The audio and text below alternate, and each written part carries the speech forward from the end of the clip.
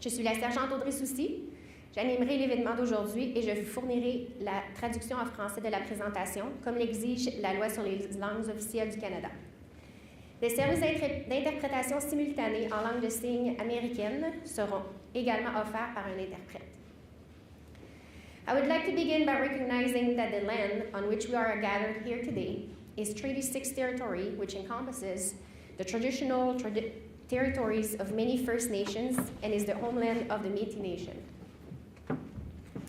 On behalf of the Saskatchewan RCMP, I would like to offer my respect to the First Nation and Métis peoples of this land and to reaffirm our relationship with one another.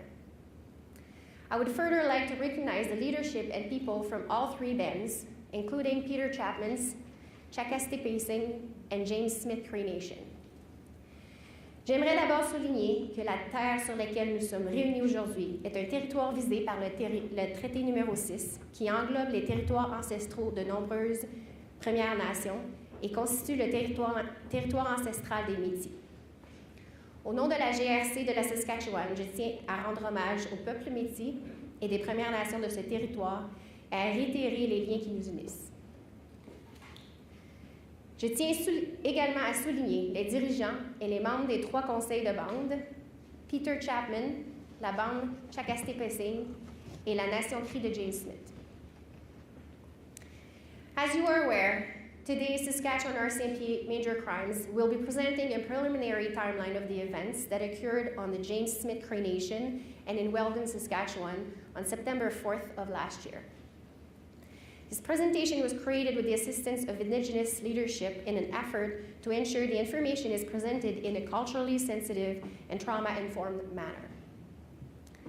Comme vous le savez, le groupe de crimes majeurs de la GRC de la Saskatchewan présentera aujourd'hui une chronologie préliminaire des événements qui se sont déroulés dans la Nation Cree de James Smith et de Weldon en Saskatchewan le 4 septembre dernier.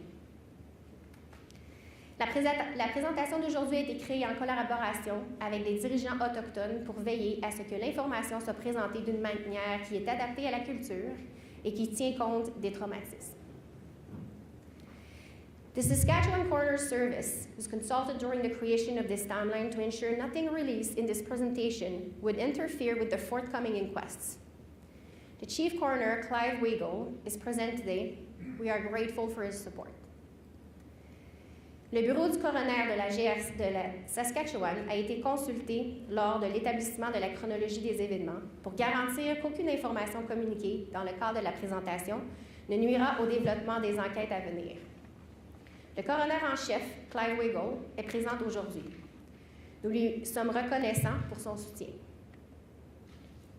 Before we begin, I will note that part of this presentation may be difficult for some to hear and see.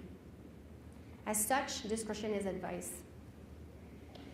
We know this information may be difficult for family members and survivors to process, and therefore want to ensure everyone is aware that victim and community supports are available on site. If you need to make use of these supports, they are located in the auditorium. Avant de commencer, je tiens à préciser que certaines parties de la présentation pourraient être difficiles à entendre et à voir. Nous préférons vous en avertir. Nous savons que les membres de la famille et les survivants pourraient avoir de la difficulté à assimiler les informations qui seront communiquées. Nous voulons donc nous assurer que tous savent que des services d'aide aux victimes et de soutien communautaire sont disponibles sur place.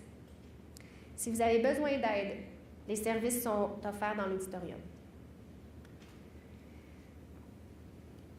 Today you will be hearing from Assistant Commissioner Rhonda Blackmore, Commanding Officer of the Saskatchewan RCMP, who will be providing opening remarks, and Superintendent Joshua Graham, Officer in charge of Saskatchewan RCMP Major Crimes, who will be presenting the preliminary timeline.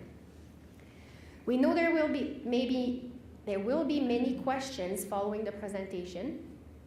There will be a 45-minute questions and answer period. We are permitting 2 questions per news agency. Those with questions should line up at the microphone stand just over here.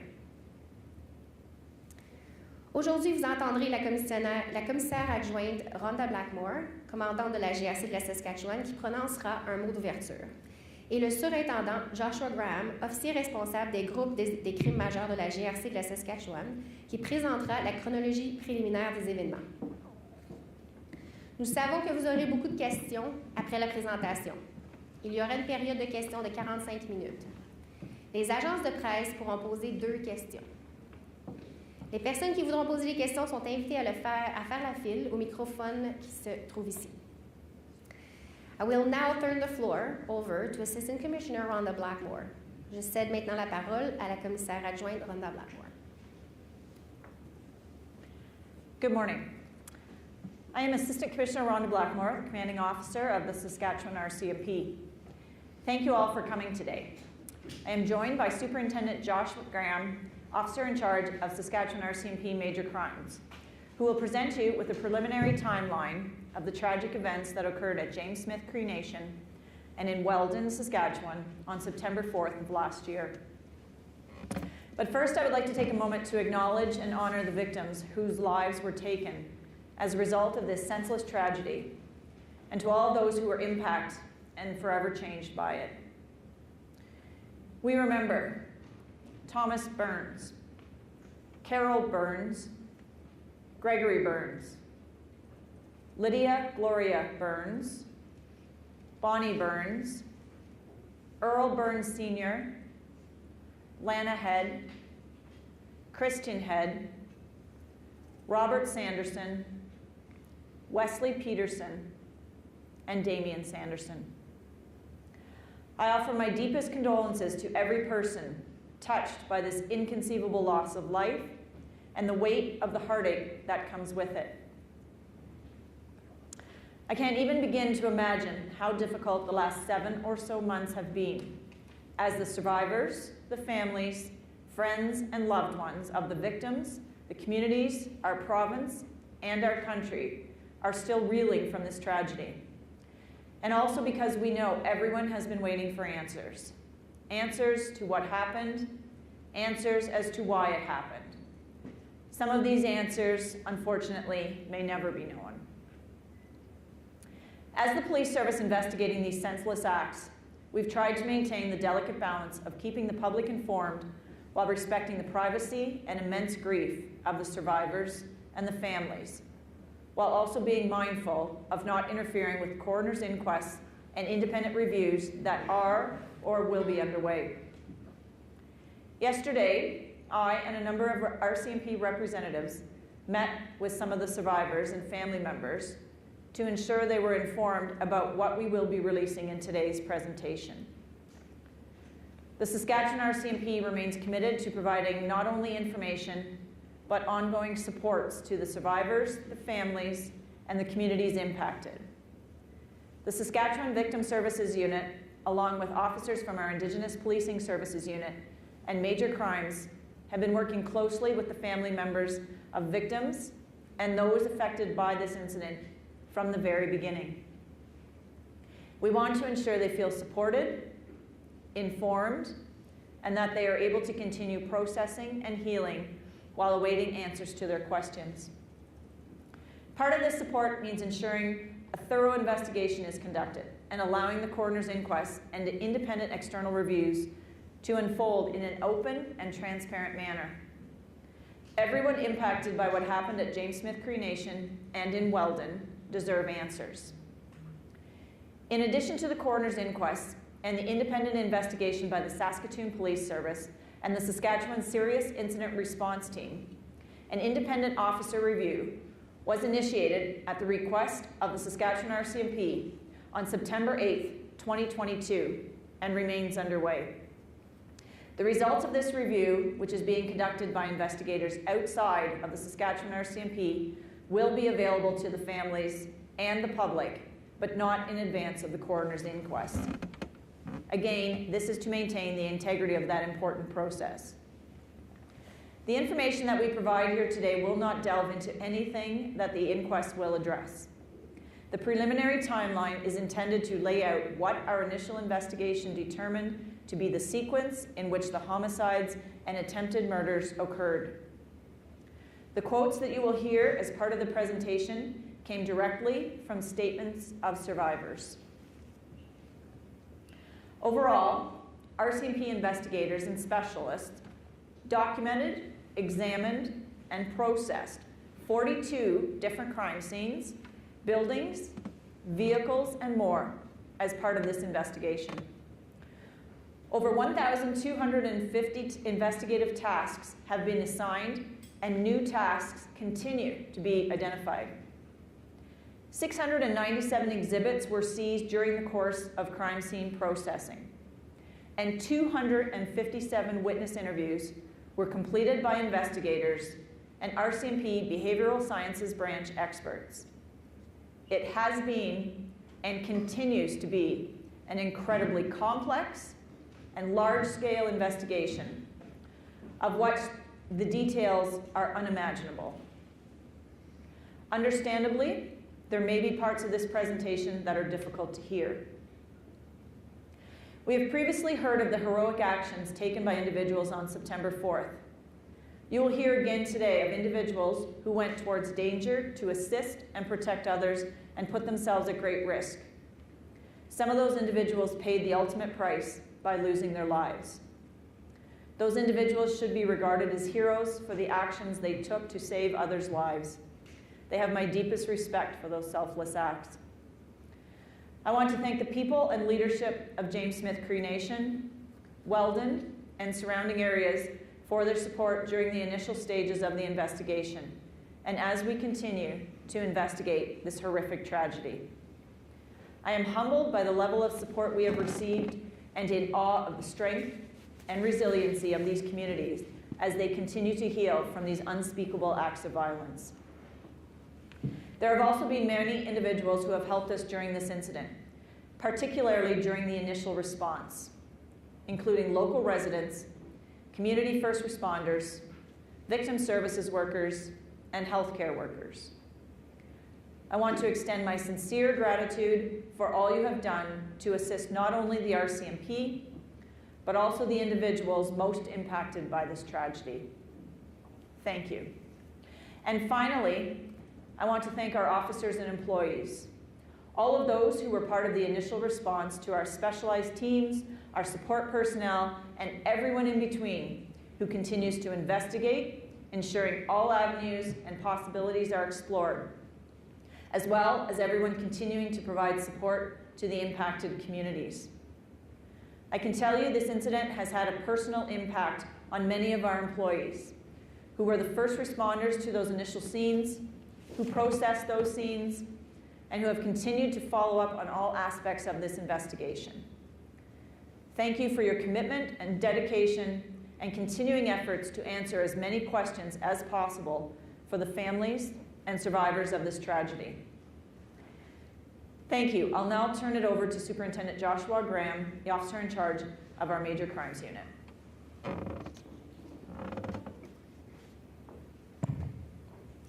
Bonjour, je suis la commissaire adjointe Rhonda Blackmore, commandante divisionnaire de la GRC de la Saskatchewan. Merci à tous et toutes d'être venus aujourd'hui. Je suis en compagnie du surintendant Josh Graham, officier responsable des crimes majeurs de la GRC de la Saskatchewan, qui vous présentera une chronologie préliminaire des événements tragiques qui sont survenus sur les territoires de la Nation Cree de James Smith et Weldon le 4 septembre de l'année dernière. Mais avant toute chose, j'aimerais prendre un moment pour reconnaître et honorer les victimes qui ont perdu la vie dans la foulée de cette tragédie insensée, ainsi que pour penser à toutes les personnes et les événements que les événements ont touchés et transformés à jamais.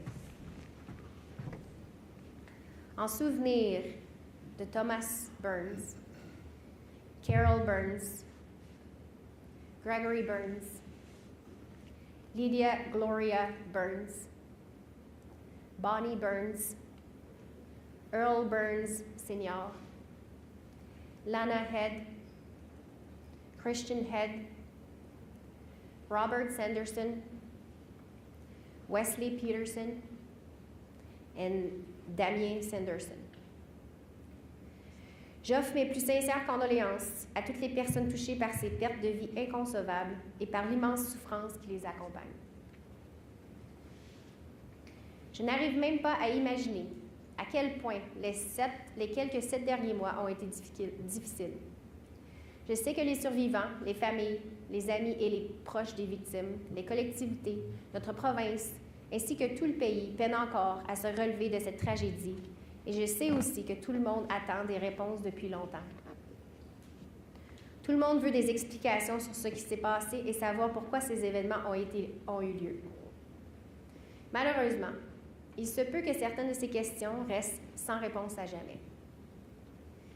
En tant que service de police enquêtant sur ces gestes insensés, nous avons tenté de maintenir le fragile équilibre entre l'obligation d'informer le public et la nécessité de respecter la vie privée et l'immense douleur des survivants et des familles, tout en évitant de nuire aux enquêtes du coroner et aux examens indépendants en cours ou à venir. Hier, aux côtés d'autres représentants de la GRC, j'ai rencontré quelques survivants et proches pour m'assurer qu'ils soient informés du contenu de notre présentation d'aujourd'hui.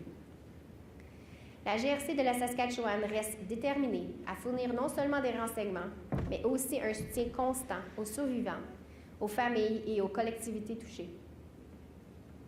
Le groupe des services aux victimes de la Saskatchewan, de même que des agents du groupe des services de police autochtones et des crimes majeurs, ont collaboré étroitement avec les membres des familles des victimes et toutes les personnes touchées par les événements dès les premiers instants. Nous voulons nous assurer qu'ils se sentent soutenus et informés et qu'ils puissent continuer d'avancer et de penser leurs blessures pendant qu'ils attendent des réponses à leurs questions. Une partie de ce soutien est de voir à ce qu'une enquête rigoureuse soit menée et à ce que les enquêtes du coroner et des examens indépendants et externes puissent avoir lieu de façon ouverte et transparente. Toutes les personnes touchées par ce qui s'est produit sur le territoire de la Nation Cree de James Smith et à Weldon méritent des réponses. En plus des enquêtes du coroner et de l'enquête indépendante menée par le service de police de Saskatoon et l'équipe d'intervention en cas d'incident grave de la Saskatchewan, un examen par un agent indépendant a été lancé le 8 septembre 2022 et il suit son cours. Les résultats de cet examen, qui ont été confiés à des enquêteurs extérieurs à la GRC de la Saskatchewan, seront mis à la disposition des familles et du public, mais pas avant les résultats des enquêtes du coroner. Encore une fois, l'objectif est de protéger l'intégrité de cet important processus. Les renseignements que nous donnons ici aujourd'hui ne portent sur aucun des éléments dont les enquêtes du coroner traiteront. L'objectif de la chronologie préliminaire est d'exposer la séquence dans laquelle les homicides et les tentatives de meurtre ont eu lieu, selon ce que notre enquête initiale a établi. Les citations que vous allez entendre pendant la présentation ont été directement tirées des déclarations des survivants. Au total, les enquêteurs et les experts de la GRC ont documenté, examiné et traité 42 scènes de crime, bâtiments et véhicules, et plus encore pendant l'enquête. Plus de 1250 tâches d'enquête ont été attribuées et de nouvelles tâches continuent d'être créées. Le traitement des scènes de crime a permis de saisir 697 pièces à conviction. Les enquêteurs et les experts du service d'enquête en crimes du comportement de la GRC ont interrogé 257 témoins. L'enquête a été et continue d'être extrêmement complexe et d'une très grande envergure, et les détails qui l'accompagnent sont inimaginables. Vous comprendrez, certains passages de la présentation sont difficiles à entendre. Nous avons entendu parler des actes héroïques accomplis par certaines personnes le 4 septembre. Aujourd'hui, vous entendrez de nouveau parler de personnes qui se sont mises en danger pour aider et protéger d'autres et qui se sont exposées à de grands risques. Certaines de ces personnes ont fait le sacrifice ultime et ont perdu la vie. Elles méritent d'être considérées comme des héros pour ces gestes qu'elles ont posés afin de sauver d'autres vies. Leurs actes désintéressés m'inspirent un profond respect. Je tiens à remercier la population et les dirigeants de la Nation Cree de James Smith, de Weldon et des secteurs environnants du support apporté au cours des premières étapes de l'enquête, ainsi qu'actuellement, puisque nous continuons d'enquêter sur cette horrible tragédie. L'ampleur du soutien que nous avons reçu m'emplit d'humilité et la force de la résilience de ces collectivités qui tentent de se remettre de ces actes de violence inqualifiables m'inspirent de l'admiration. De nombreuses personnes nous ont également aidés au cours de cet incident, particulièrement lors de l'intervention initiale. Notamment des résidents, des premiers intervenants de la collectivité, des travailleurs des services d'aide aux victimes et des travailleurs de la santé. Je tiens à vous exprimer ma sincère gratitude pour tout ce que vous avez fait afin d'aider non seulement la GRC, mais aussi les personnes les plus touchées par ce drame. Merci. Enfin, je tiens à remercier nos agents et nos employés, tous ceux qui ont participé à l'intervention initiale, nos équipes spécialisées, notre personnel de soutien et tous ceux qui continuent d'enquêter en veillant à ce que toutes les pistes et possibilités soient examinées, ainsi que l'ensemble des personnes qui continuent de soutenir les collectivités touchées. Je peux vous dire que cet incident a affecté personnellement beaucoup de nos employés qui ont été les premiers à intervenir, ceux qui ont examiné les lieux et ceux qui continuent à faire avancer tous les aspects de l'enquête. Je vous remercie de votre engagement, de votre dévouement et des efforts que vous continuez à développer afin de répondre à un maximum de questions pour les familles et les survivants de cette tragédie. Merci. Je laisse maintenant la parole au surintendant Joshua Graham, officier responsable de notre groupe des crimes majeurs.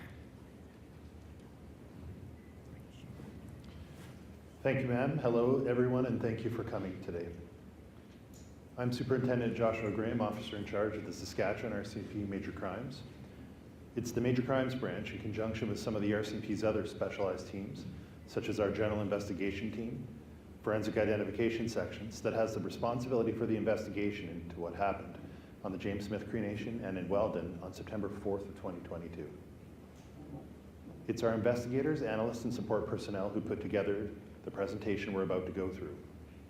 We've included as much detail as possible to ensure transparency and accountability to the public, while respecting that the survivors, families, and communities are still in mourning and taking steps towards healing.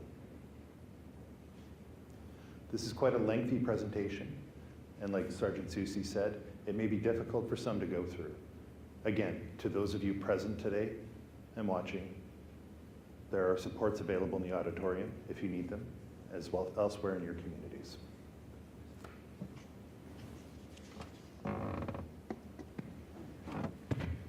Merci, Madame. Bonjour à tous et à toutes, et merci d'être ici aujourd'hui. Je suis le surintendant Josh Graham, officier responsable des crimes majeurs de la GRC de la Saskatchewan. Avec l'aide de certaines autres équipes spécialisées de la GRC, comme notre section des enquêtes générales et notre section de l'identité judiciaire, c'est le groupe des crimes majeurs qui est responsable de l'enquête sur les événements survenus sur le territoire de la Nation Cree de James Smith et à Weldon le 4 septembre 2022. La présentation que nous sommes sur le point de vous montrer a été préparée par nos enquêteurs, nos analystes et notre personnel de soutien. Nous avons inclus le plus de renseignements possible pour faire preuve de transparence avec le public et lui rendre des comptes sur notre travail, tout en respectant les survivants, les familles et les collectivités qui sont encore en deuil et qui avancent pas à pas vers la guérison. La présentation est assez longue et comme l'a indiqué la sergente Soucy, son contenu pourrait perturber certaines personnes.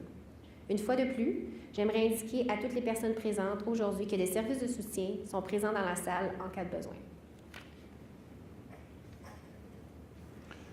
Throughout the presentation, you'll note in the top corner at the times that some of these events which were reported to police. The sequential order reflects the time reported to the RCMP, not the time the event or attack occurred. Tout au long de la présentation, vous noterez dans le coin supérieur les heures auxquelles certains de ces événements ont été signalés à la police. L'ordre séquentiel reflète l'heure à laquelle l'événement a été signalé à la GRC et non l'heure à laquelle l'événement ou l'attaque s'est produit. Let's begin. Today's presentation includes a timeline and sequence of events between September 1st to 9th, 2022 in relation to the James Smith Cree Nation and Weldon mass homicides. Alors, commençons. La présentation d'aujourd'hui, la chronologie des événements, comprendront les événements qui se sont survenus du 1er au 9 septembre 2022 et qui concerne la tuerie dans la communauté de la Nation Cree de James Smith et la collectivité de Weldon. The following presentation was created to fulfill a commitment made by the commanding officer of the Saskatchewan RCMP to share a timeline of events related to the James Smith Cree Nation involved in mass casualty homicides. Le présent exposé a été créé en vue de remplir un engagement pris par la commandante de la GRC de la Saskatchewan et fournir une chronologie des événements liés à la tuerie survenue dans la communauté de la Nation Cree de James Smith et la collectivité de Weldon. The Saskatchewan RCMP consulted with the Saskatchewan Coroner's Service in the creation of this timeline. We are unable to provide any information about Miles Sanderson's death due to the Saskatoon Police Service and the Saskatchewan Serious Incident Response Team investigations. La GRC de la Saskatchewan a consulté le bureau du coroner de la Saskatchewan pendant la création de la présente chronologie. Nous ne sommes pas en mesure de fournir des détails concernant le décès de Miles Sanderson en raison des enquêtes du service de police de Saskatoon et de l'équipe d'intervention en cas d'incident grave de la Saskatchewan. Today's presentation will contain the following information. The activities of Miles and Damien Sanderson prior to the morning of September 4th, 2022. The sequence of attacks and movements throughout the communities on September 4th, 2022. The names and images of deceased victims have been included as a way of honoring their lives. The names and images of those who were injured will not be included. La présentation d'aujourd'hui comprend des renseignements qui suivent. Les activités de Miles et Damien Sanderson avant la matinée du 4 septembre 2022. La chronologie des agressions et des déplacements dans la collectivité le 4 septembre 2022. Les noms et les photographies des victimes décédées en vue d'honorer leur vie. Les noms et les photos des blessés ne seront pas inclus. In consultation with the Saskatchewan Coroner's Service, the following information will not be part of this presentation. Information surrounding Miles Sanderson being unlawfully at large and efforts undertaken to locate and arrest him prior to September 4th, 2022.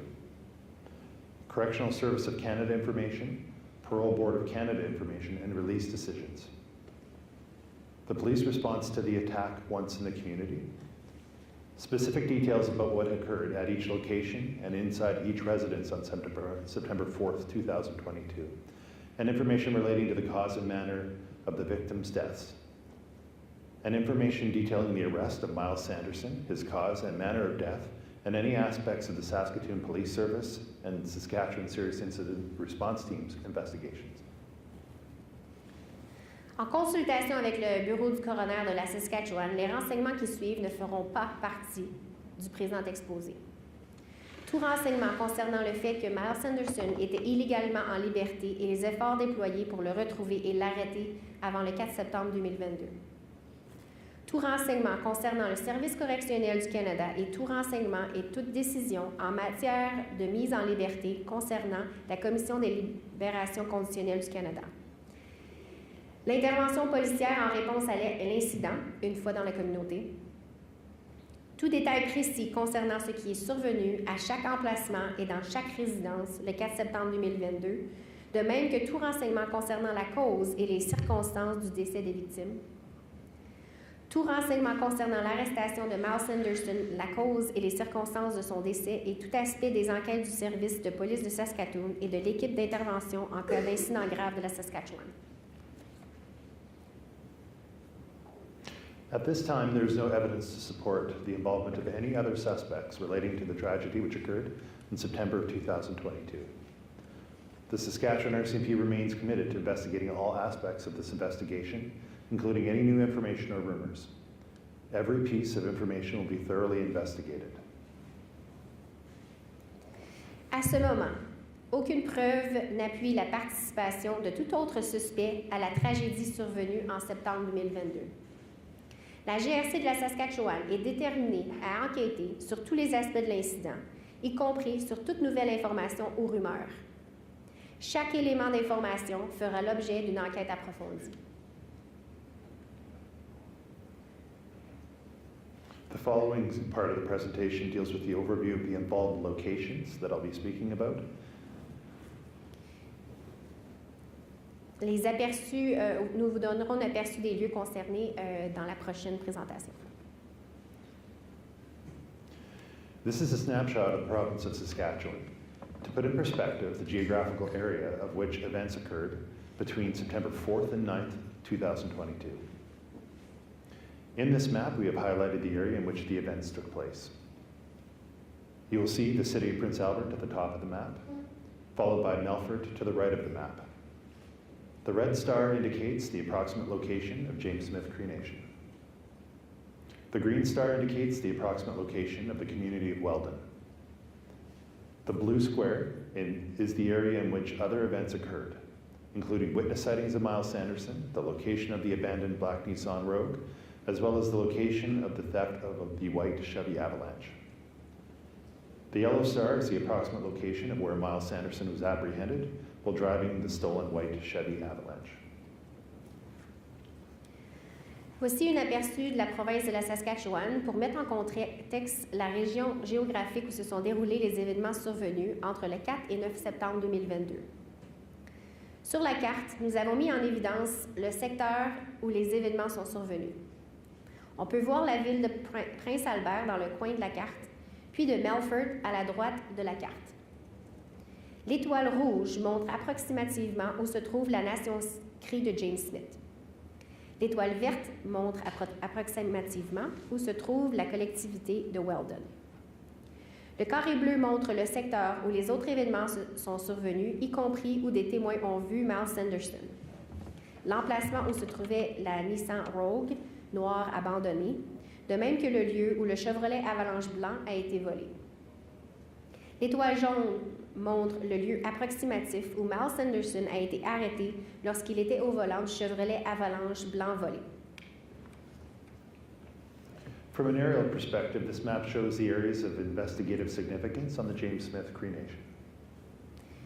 La présente carte montre une perspective aérienne des secteurs d'importance pour l'enquête au sein de la nation Cree de James Smith.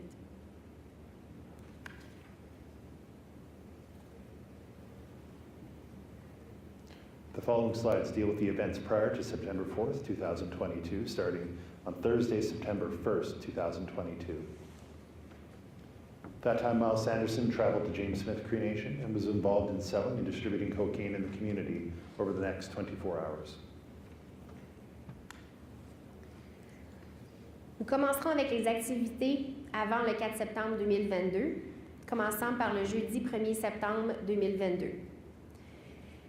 À ce moment, Miles Sanderson s'est rendu à la nation Cree de James Smith et a participé à la vente et à la distribution de cocaïne dans la communauté au cours des 24 heures suivantes. On Friday, September 2nd, 2022, in the afternoon after selling cocaine, Miles was a passenger in a vehicle, and he seriously assaulted the adult female driver, who then exited the vehicle. Miles then attempted to use the vehicle as a weapon to cause further injury to the adult female outside of a residence. The adult female driver departed the community a short time later. Miles and Damien Sanderson then departed the same residence in that SUV. They stopped and picked up an adult female, and the trio continued to drive around selling drugs. They briefly went to the Canestano bar where they purchased alcohol before returning to James Smith Cree Nation. Vendredi le 2 septembre 2022, pendant l'après-midi, après avoir vendu la cocaïne, Miles était un passager dans un véhicule et il a violemment agressé la conductrice, une femme adulte. Cette dernière est sortie du véhicule. Par la suite, Miles a tenté d'utiliser le véhicule comme arme pour blesser davantage la femme adulte à l'extérieur d'une résidence. La femme adulte a quitté la communauté peu de temps après. Miles et Damien Sanderson ont ensuite quitté cette même résidence dans un VUS. Ils se sont arrêtés en route et une femme adulte est montée à bord. Les trois ont continué à circuler et à vendre des drogues. Ils sont brièvement allés au Canestano Bar où ils ont acheté de l'alcool, puis ils sont retournés à la nation Cree de James Smith. On Saturday, September 3rd, 2022, after midnight, upon returning to the James Smith Cree Nation, the trio went to House 6, New York Road, where Damien and Miles got into a physical altercation with an adult male present at the house. No weapons were involved, no one was seriously injured, and the altercation was believed to be drug-related. At approximately 4 a.m., after departing House 6, New York Road, the trio drove to House 28, North Road, where they continued to socialize. At 4:03 a.m., Melfort RCMP received a report that Damien Sanderson stole a vehicle on the James Smith Cree Nation and that he may be impaired. The caller requested their vehicle back and advised that Damien was wanted on outstanding warrants for arrest. The caller explicitly requested multiple times during the initial and follow-up calls to remain anonymous. At approximately 4:15 a.m., 2 officers from the Melfort RCMP detachment responded in an effort to locate Damien and the vehicle. Le samedi 3 septembre 2022, après minuit, lorsque le trio est revenu à la Nation Cree de James Smith, il s'est rendu à la maison du 6 New York Road où Damien et Miles ont eu une altercation physique avec un homme adulte se trouvant dans la maison. Aucune arme n'a été utilisée et personne n'a été blessé. On croit que l'altercation était en lien avec la drogue.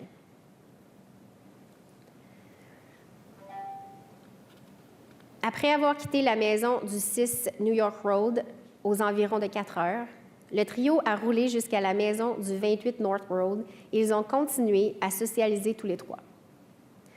À 4h03, on a signalé au détachement de la GRC de Melfort que Damien Sanderson avait volé un véhicule dans la Nation Cree de James Smith et qu'il pourrait avoir les facultés affaiblies. Le plaignant a demandé que son véhicule lui soit remis et a mentionné que Damien était visé par un mandat d'arrestation non exécuté.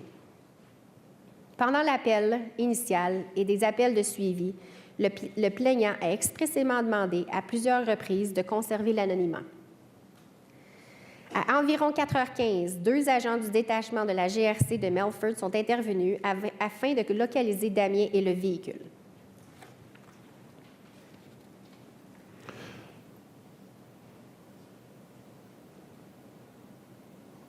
One slide before, please. One more, please. And one more. Okay, thank you. En route to the community, officers confirmed Damien had a valid arrest warrant and viewed the only available image of Damien Sanderson. During the search for the vehicle, officers spoke with the caller several times, following up on information provided. At 5:35 a.m., the caller's vehicle was located parked at House 28 North Road. The officers spoke with the occupants of the residence and searched the house with the homeowner's consent. The keys for the vehicle were located on a table inside the residence. The occupants denied Damien was present at the house and could not explain how the vehicle got there. The 2 officers did not locate Damien or anyone who resembled his image from the RCMP police record and a current system inside the residence. The most recent photo available of him in the system was from 2014. Toujours samedi le 3 septembre 2022, en roulant vers la communauté, les agents ont confirmé que Damien était visé par un mandat d'arrestation valide et ont examiné la seule photo disponible de Damien Sanderson. Pendant la recherche du véhicule, pour le véhicule, les agents ont discuté avec le plaignant à plusieurs reprises et ont donné suite aux renseignements fournis. À 5h35, le véhicule du plaignant a été retrouvé. Il est égaré à la maison du 28 North Road. Les agents ont parlé avec les occupants de la résidence et ont fouillé la maison avec le consentement du propriétaire. Les clés du véhicule ont été localisées sur une table à l'intérieur de la résidence. Les occupants ont nié que Damien se trouvait dans la résidence et ne pouvaient expliquer pourquoi le véhicule s'y était retrouvé. Les 2 agents n'ont pas localisé Damien ou toute autre personne qui ressemblait à la photo du système d'incident et de rapport de la police de la GRC dans la résidence. Sa photo la plus récente dans le système datait de 2014. At approximately 6:25 a.m., the caller was contacted and arrived at House 28 North Road, where they picked up their vehicle. They provided officers with an additional location to search for Damien. Officers attended the address on River Street and spoke to the occupants, who advised Damien was not there. Officers contacted the caller again to provide an update and asked if there were any other locations to search for Damien. The caller did not know of any other locations. Before attending to other policing duties, the officers requested the caller contact them immediately if there were any new information to assist with their search. No information was received from the caller. The officers checked every location the caller provided them and patrolled the community in its entirety over a span of approximately 3 hours from when the initial report was received in search for Damien. At no time during all the interactions Melfort RCMP officers had with the caller was Miles Sanderson's name mentioned or any threats of violence reported.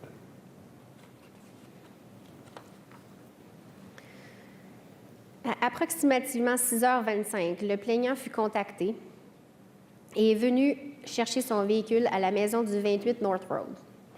Il a fourni aux agents un lieu additionnel où chercher Damien. Les agents se sont rendus à l'adresse de River Street et ont parlé aux occupants qui ont dit que Damien n'y était pas. Les agents ont communiqué avec le plaignant à nouveau pour lui donner un compte-rendu et ont demandé s'il connaissait d'autres lieux où Damien pourrait se trouver. L'appelant ne connaissait pas d'autres endroits. Avant de passer à d'autres tâches policières, les agents ont demandé aux plaignants de communiquer avec eux immédiatement s'ils avaient de nouveaux renseignements pour aider à la recherche. Les policiers n'ont reçu aucun autre renseignement du plaignant. Les agents ont vérifié tous les lieux mentionnés par le plaignant et ont patrouillé dans l'ensemble de la communauté pendant environ 3 heures à compter du signalement initial dans le but de trouver Damien. Pendant toutes les interactions entre le plaignant et les agents du détachement de Melfort, le nom de Miles Sanderson n'a jamais été mentionné, ni aucune menace de violence signalée. Based on the interviews following the mass casualty homicides, Major Crimes investigators determined Damien Sanderson was present inside House 28 North Road when it was searched by the Melfort RCMP. Damien provided police with the name of another real person in the community. His physical appearance was different than his appearance in the 2014 prisoner photo available to police at the time. Selon les entrevues effectuées après la tuerie, les enquêteurs des crimes majeurs ont déterminé que Damien Sanderson était présent dans la maison du 28 North Road lorsqu'elle a été fouillée par la GRC de Melfort. Damien a fourni aux policiers le nom d'une autre personne habitant réellement dans la communauté.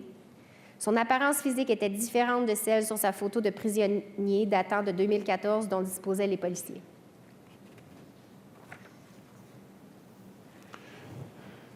Just after noon, Miles and Damien were picked up from House 28 North Road by an adult female and given a ride to the Canistino bar.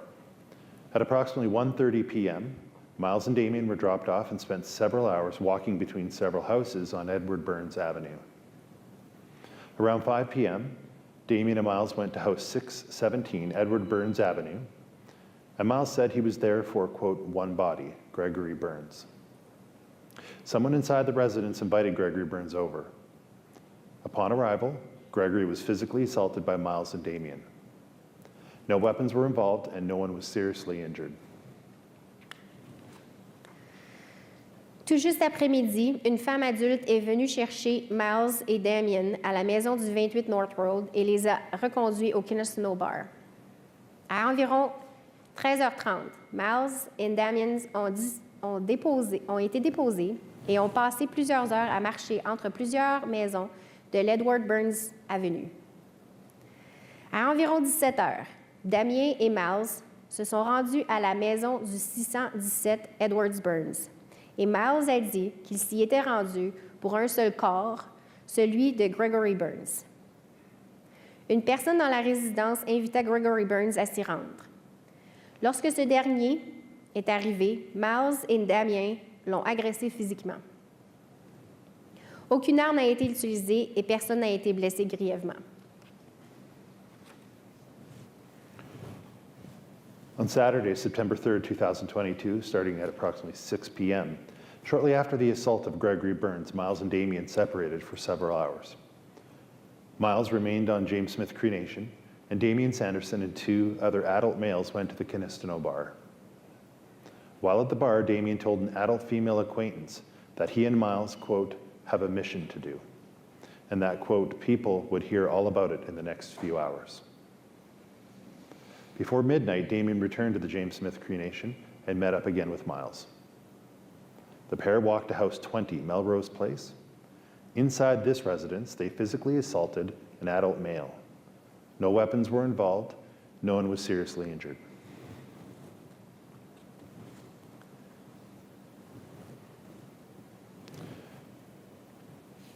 On Sunday, September 4th, 2022, starting at 1 a.m., following the assault, Miles and Damien returned to House 617, Edward Burns Avenue, where they remained until they walked to House 616, Edward Burns Avenue, sometime before 3:30 a.m. While at House 616, Miles and Damien took a gray 2006 Dodge Caravan. At approximately 4 a.m., Miles and Damien made their last known drug sale to 2 adult females in the community. Samedi, le 3 septembre 2022, à compter de 18 heures, peu après l'agression de Gregory Burns, Miles et Damien se sont séparés pendant plusieurs heures. Miles est demeuré dans la Nation Cree de James Smith et Damien Sanderson et 2 autres hommes adultes se sont rendus au Kinosno Bar. Au bar, Damien a dit à une femme adulte qu'il connaissait, que Mal et lui avaient une mission à exécuter et que les gens en entendraient parler au cours des quelques prochaines heures. Avant minuit, Damien est retourné à la Nation Cree de James Smith et a rejoint Miles. Le duo s'est rendu à la maison du 20 Melrose Place. À l'intérieur de la résidence, ils ont agressé physiquement un homme adulte. Aucune arme n'a été utilisée et personne n'a été blessé grièvement. Dimanche, le 4 septembre 2022, à compter de 1 heure, après l'agression, Miles et Damien se sont retrouvés à la maison du 717 Edwardsburn Avenue, où ils sont demeurés jusqu'à ce qu'ils se rendent à pied à la maison du 616 Edwardsburn Avenue, un peu avant 3h30. Lorsqu'ils étaient à la maison du 616, Miles et Damien ont pris une Dodge Caravan 2006 grise. À environ 4 heures, Miles et Damien ont vendu des drogues à 2 femmes adultes de la communauté. Il s'agit de la dernière vente de drogue dont nous sommes au courant. At about 4:45 a.m., Miles and Damien returned to House 620, Edward Burns Avenue, in the gray 2006 Dodge Caravan. Miles and Damien are described by an occupant of the residence as, quote, guzzling booze and, quote, pumping themselves up for something, before leaving together in the Dodge Caravan northbound along North Road. The investigation has determined that this is the beginning of the mass stabbing incident. The numbers on the upcoming maps only indicate the order in which Miles Sanderson attended various locations. It should also be noted that his attendance at these locations did not necessarily result in someone being injured or killed. With the exception of the September 3rd, 2022 vehicle theft report, none of these violent altercations or interactions were reported to police prior to September 4th, 2022, and the mass casualty homicides occurring. The Saskatchewan RCMP had no information or indication that would suggest any violence of the sort was to occur. À environ 4h45, Miles et Damien sont retournés à la maison du 620 Edwardsburn Avenue dans la caravane Dodge 2006 grise. Selon un occupant de la résidence, Miles et Damien buvaient de l'alcool à grande gorgée et se motivaient pour une raison quelconque. Les deux sont partis ensemble dans la Dodge Caravan, roulant vers le nord sur la North Road. L'enquête a permis de déterminer qu'il s'agissait du début de la tuerie.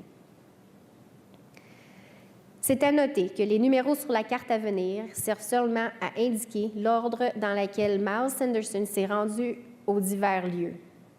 Il faut également souligner que sa présence sur ces lieux ne signifie pas nécessairement qu'une personne a été blessée ou tuée.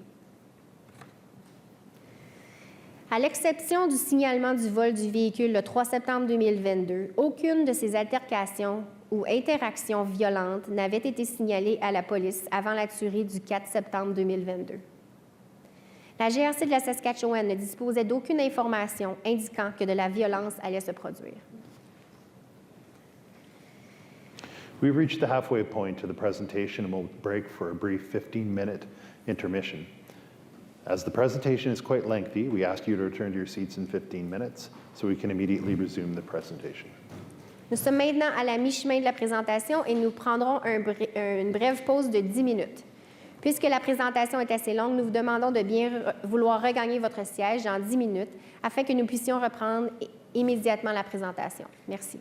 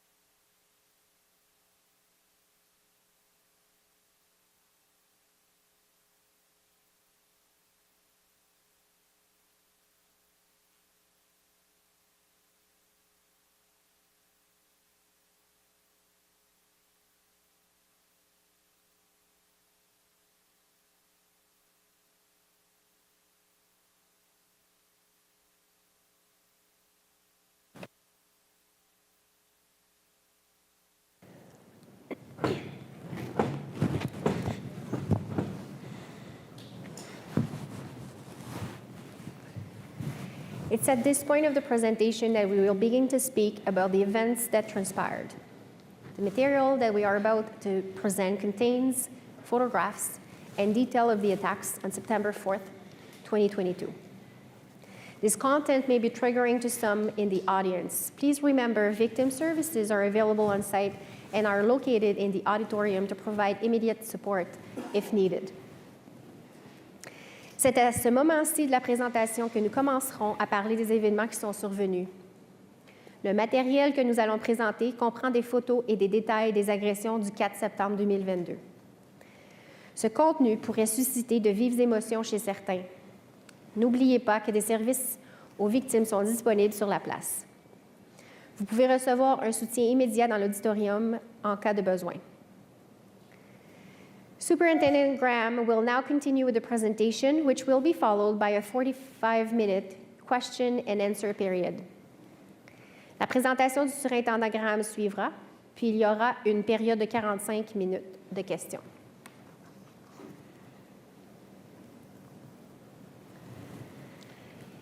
At approximately 5:30 a.m., Miles and Damien arrived at House 42 North Road in the gray Dodge Caravan. They forcibly entered the residence looking for an adult female. After searching the house for the adult female and not finding her, Damien told the child present that it would be the last time they would see him.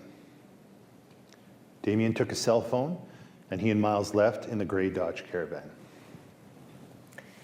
À environ 5h30, Miles et Damien sont arrivés à la maison du 42 North Road au volant d'une Dodge Caravan grise. Ils sont entrés de force dans la résidence à la recherche d'une femme adulte. Après avoir fouillé la maison à la recherche de la femme adulte sans la trouver, Damien a dit à l'enfant qui était présent que ce serait la dernière fois qu'il le verrait. Damien a pris un téléphone cellulaire, puis, accompagné de Miles, ils sont partis dans la Dodge Caravan grise. After leaving House 42 North Road, Miles and Damien drove to House 33 North Road in the gray Dodge Caravan. Miles and Damien forced their way into the house, where Miles attacked an adult male with scissors. During the attack, Damien stepped in between Miles and the injured adult male, which stopped the assault. Damien told the injured adult male not to call police before he and Miles left the residence. As Miles left the residence, he grabbed a knife from the kitchen. Miles and Damien drove away in the gray Dodge Caravan, and the injured male called 911. This call to police was the first indication that any violence was taking place in the community that day. Après avoir quitté la maison du 42 North Road, Miles et Damien se sont rendus à la maison du 33 North Road dans la Dodge Caravan grise. Miles et Damien sont rentrés dans la maison de force, où Miles a agressé un homme adulte avec des ciseaux. Pendant l'agression, Damien s'est interposé entre Miles et l'homme adulte, ce qui a mis fin à l'agression. Damien a dit à l'homme adulte blessé de ne pas appeler la police avant de quitter la résidence avec Miles. Au moment de quitter la résidence, Miles a pris un couteau dans la cuisine. Miles et Damien sont partis dans la Dodge Caravan grise et l'homme adulte blessé a téléphoné au 911. Cet appel à la police constitue la première indication selon laquelle des actes de violence étaient commis dans la communauté.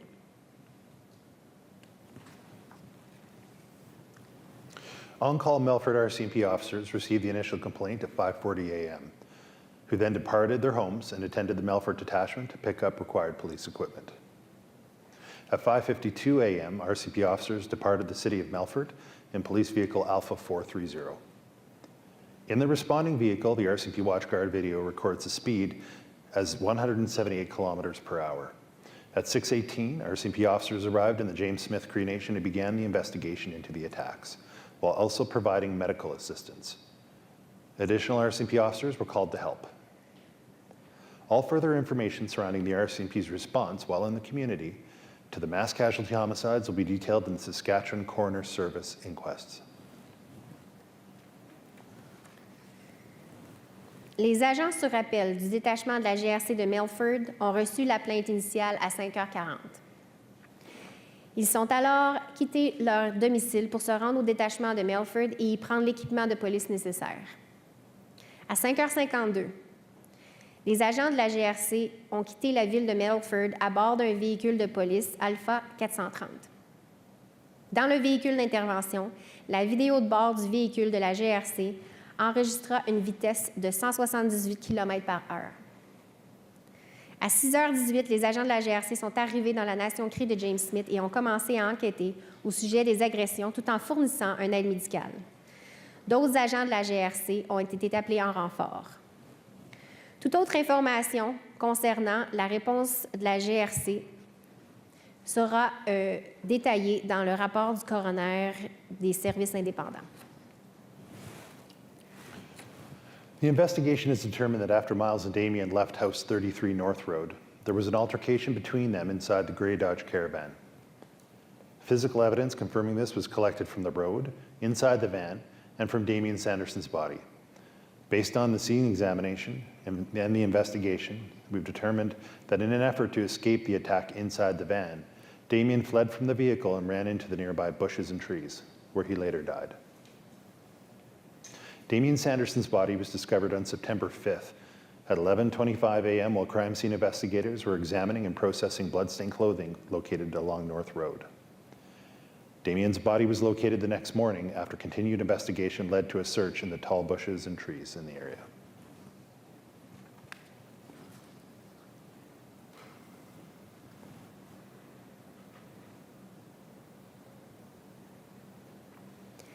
L'enquête a permis de déterminer qu'après le départ de Miles et Damien de la maison du 33 North Road, il y a eu une altercation entre eux deux à bord de la Dodge Caravan grise.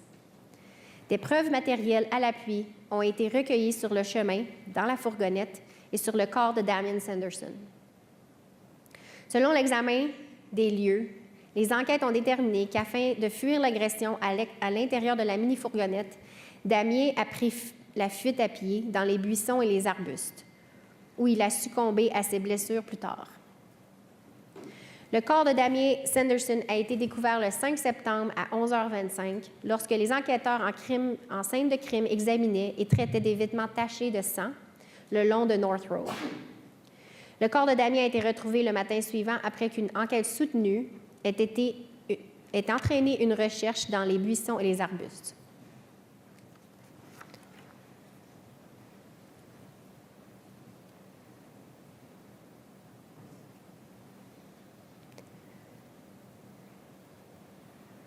After Damien fled from the gray Dodge Caravan on North Road, Miles Sanderson, now alone, drove to House 10 New York Road.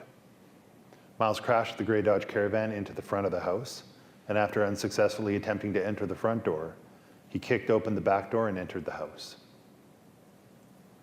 Inside the residence, he attacked Robert Sanderson and an adult male. Miles then exited the residence and ran off on foot, abandoning the gray Dodge Caravan.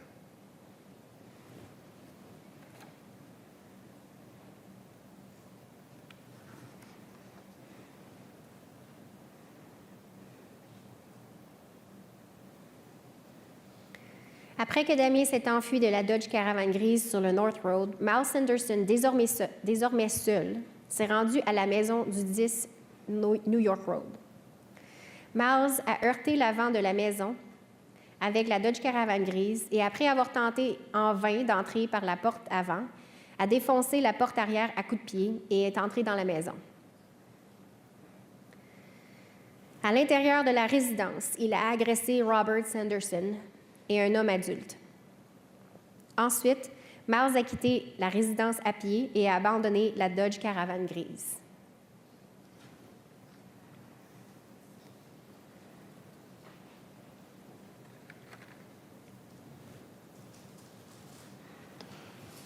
After leaving House 10 New York Road, Miles Sanderson walked to House 15 New York Road. Miles forced his way inside the residence and then attacked an adult male and an adult female. As the injured adult male and female fled the residence, Miles then attacked Christian Head and Lana Head. Following this attack, Miles left the residence driving Christian Head's white 2004 Ford F-350 truck. The injured adult female saw the white Ford truck driving towards the James Smith Cree Nation village.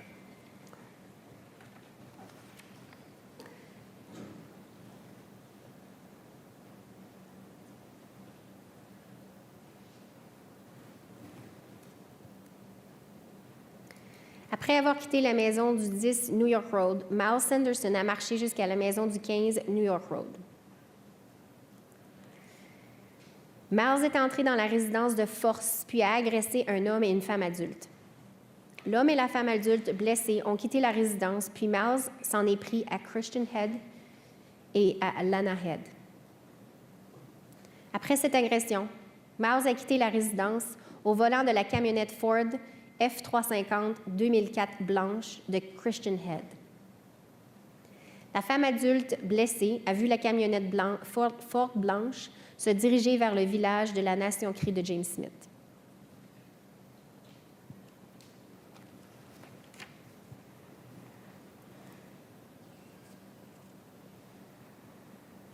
After leaving House 15 New York Road, Miles Sanderson went to House 83 Edward Burns Avenue, driving Christian Head's white Ford F350 truck and parked behind the house. Miles forced his way into the residence and attacked an adult male and adult female.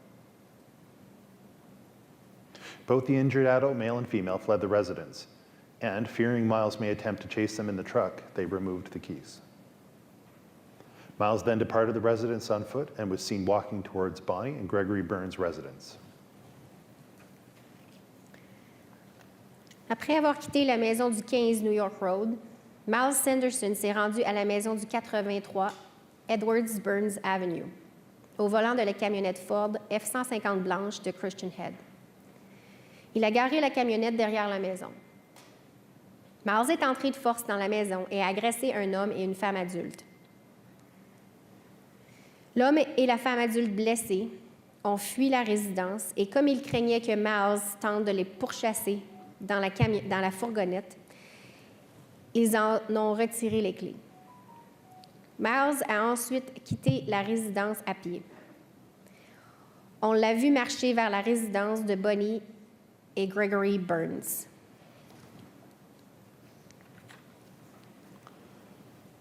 This is the first time Miles went to House 1020 Edward Burns Avenue.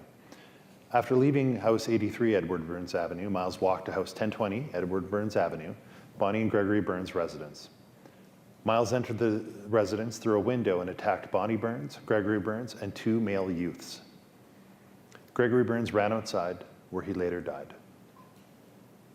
Miles departed the residence on foot, walking on Edward Burns Avenue.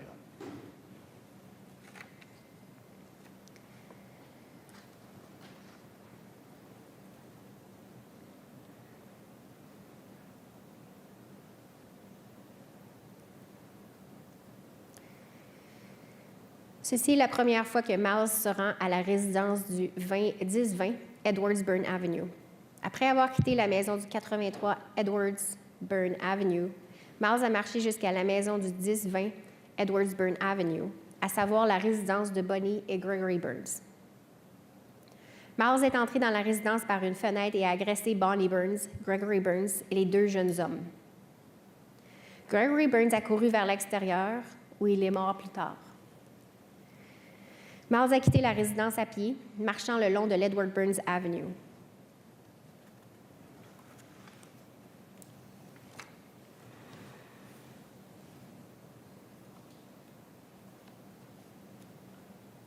After walking away from House 1020 Edward Burns Avenue, Miles Sanderson stopped briefly at House 620 Edward Burns Avenue.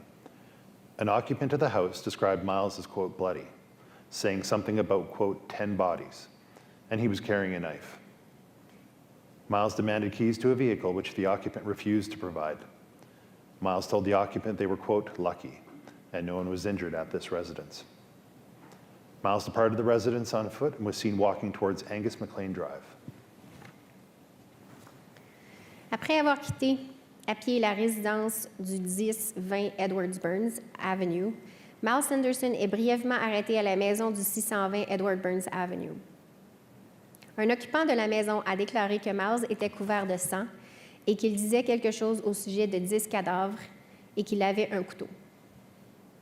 Miles a demandé les clés d'un véhicule. l'occupant a refusé de lui donner.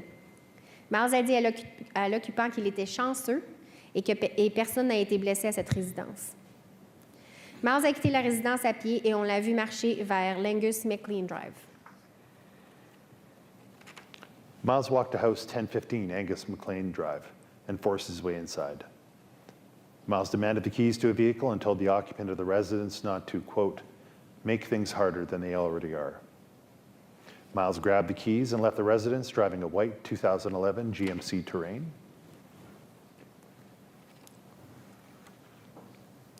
Miles a marché jusqu'à la maison du 1015 Angus McLean Drive et est entré de force. Miles a demandé les clés d'un véhicule et a dit à l'occupant de la résidence de ne pas rendre les choses plus compliquées qu'elles l'étaient déjà. Miles a pris les clés et a quitté la résidence au volant d'un GMC Terrain 2011 blanc.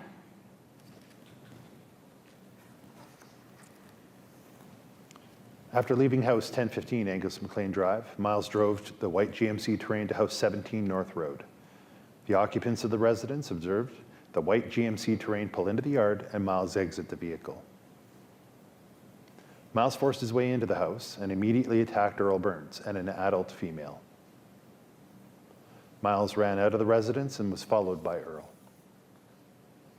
Miles drove away in the white GMC Terrain and Earl chased the vehicle while driving a school bus.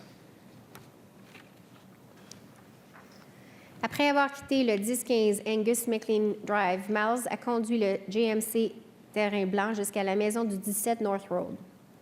Les occupants de la résidence ont vu le GMC Terrain blanc entrer dans la cour puis ont vu Miles en sortir.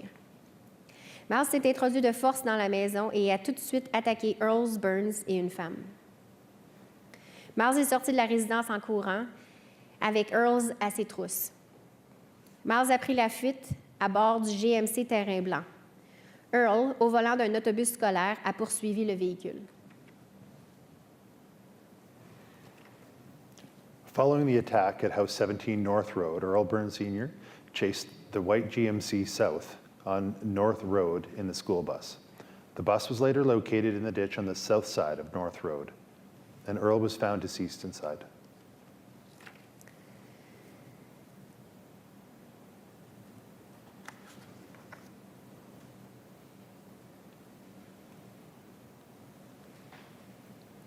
Après l'attaque survenue à la maison du 17 North Road, Earl Burns Sr., au volant de l'autobus scolaire, a poursuivi le GMC Terrain blanc sur le North Road en direction sud. On a plus tard retrouvé l'autobus dans lequel se trouvait le corps sans vie d'Earl, dans le fossé du côté sud de la North Road.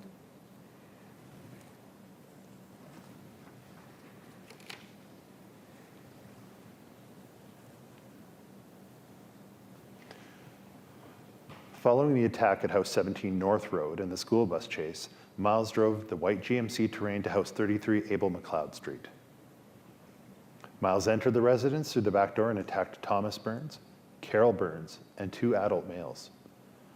Following the initial attack, Thomas Burns made his way outside and he was followed by Miles. Miles, now outside, got back into the white GMC Terrain and struck Thomas Burns with the vehicle. Miles then exited the white GMC Terrain and attacked Thomas Burns a second time. Miles then abandoned the white GMC Terrain and left on foot.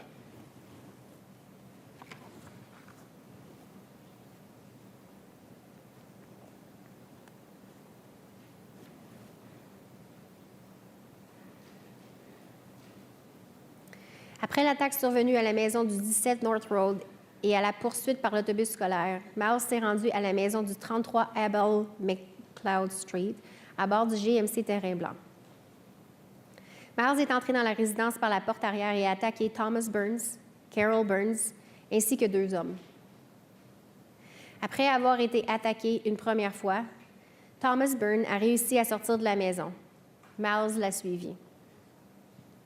Miles, alors dehors, est remonté à bord du GMC Terrain blanc, puis a percuté Thomas Burns avec le véhicule. Miles est ensuite sorti du GMC Terrain blanc et a attaqué Thomas Burns de nouveau. Miles a ensuite abandonné le GMC Terrain Blanc et s'est enfui à pied.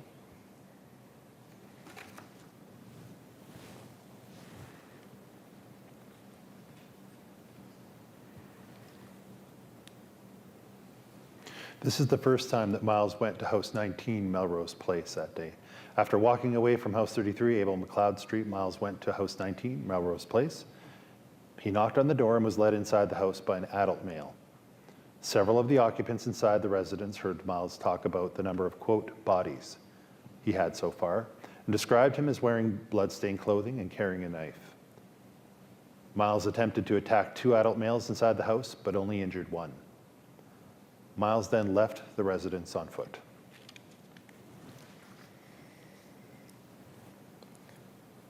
Miles se rend à la maison du 19 Melrose Place une première fois. Après s'être enfui à pied de la maison du 33 Abel McLeod Street, Miles s'est rendu à la maison du 19 Melrose Place. Miles a cogné à la porte et un homme l'a laissé entrer. Plusieurs personnes dans la résidence ont entendu Miles parler, et je cite, de son compte de corps jusqu'à présent.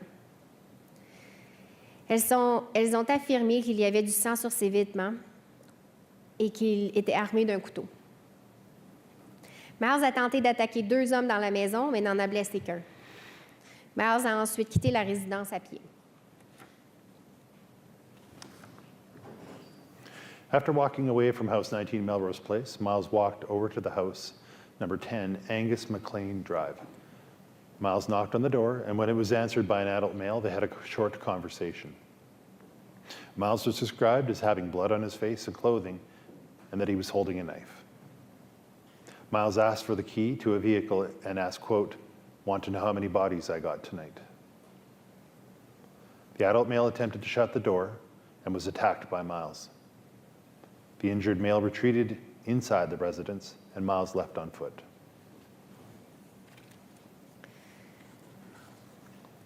Après avoir quitté la maison du 19 Melrose Place à pied, Miles s'est rendu à la maison du 10 Angus McLean Drive.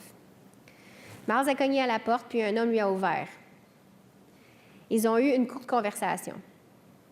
Il y aurait eu du sang sur le visage et les vêtements de Miles, qui tenait un couteau. Miles a exigé qu'on lui remette les clés d'un véhicule et il a dit, et je cite, « Tu veux savoir à combien de corps j'en suis ce soir? » L'homme a tenté de fermer la porte et Miles l'a attaqué. L'homme blessé s'est mis à l'abri dans la résidence et Miles s'est enfui à pied.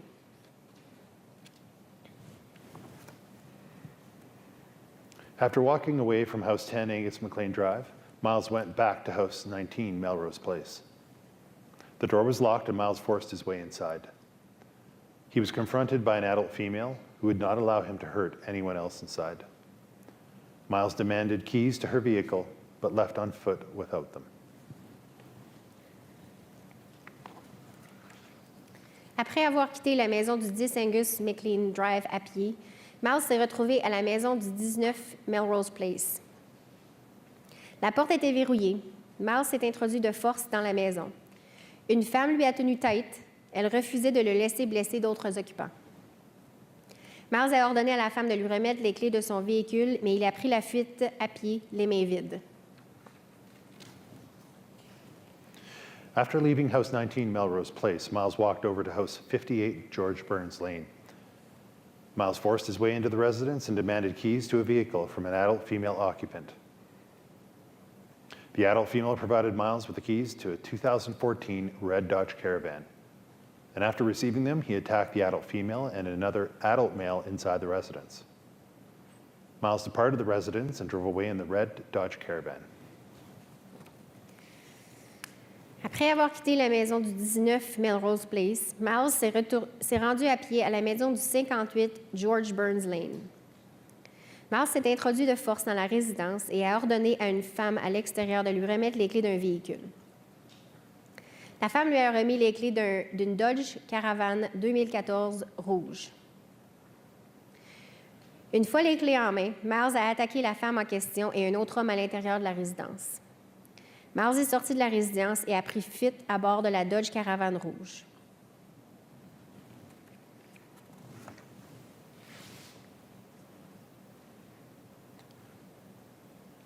Miles Sanderson left House 58 George Burns Lane and drove the red Dodge Caravan to a grassy area behind House 78 Solomon Sanderson Place. He abandoned the red Dodge Caravan and walked towards House 1020 Edward Burns Avenue. Après avoir quitté la maison du 58 George Burns Lane, Miles Sanderson a conduit la Dodge Caravan rouge jusqu'à la pelouse derrière la maison du 78 Solomon Sanderson Place. Il a ensuite abandonné la Dodge Caravan rouge avant de se rendre à pied à la maison du 1020 Edwardsburn Avenue. Miles Sanderson returned to House 1020 Edward Burns Avenue. Following the first attack after House 1020 Edward Burns Avenue, Lydia Gloria Burns went to the property to provide aid after receiving a call for assistance from Bonnie Burns. After abandoning the red Dodge Caravan, Miles walked to House 1020 Edward Burns Avenue through a grassy field. Lydia Gloria Burns and Bonnie Burns were outside the residence near Gregory Burns, providing aid. Miles attacked Bonnie Burns a second time, and Lydia Gloria Burns as well, before he ran away.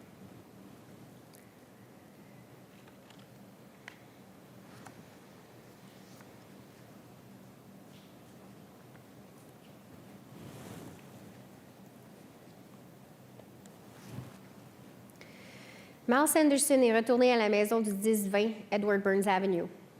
Après avoir reçu un appel de Bonnie Burns, Lydia Gloria Burns s'est rendue à la maison du 1020 Edward Burns Avenue après la première attaque pour prêter assistance.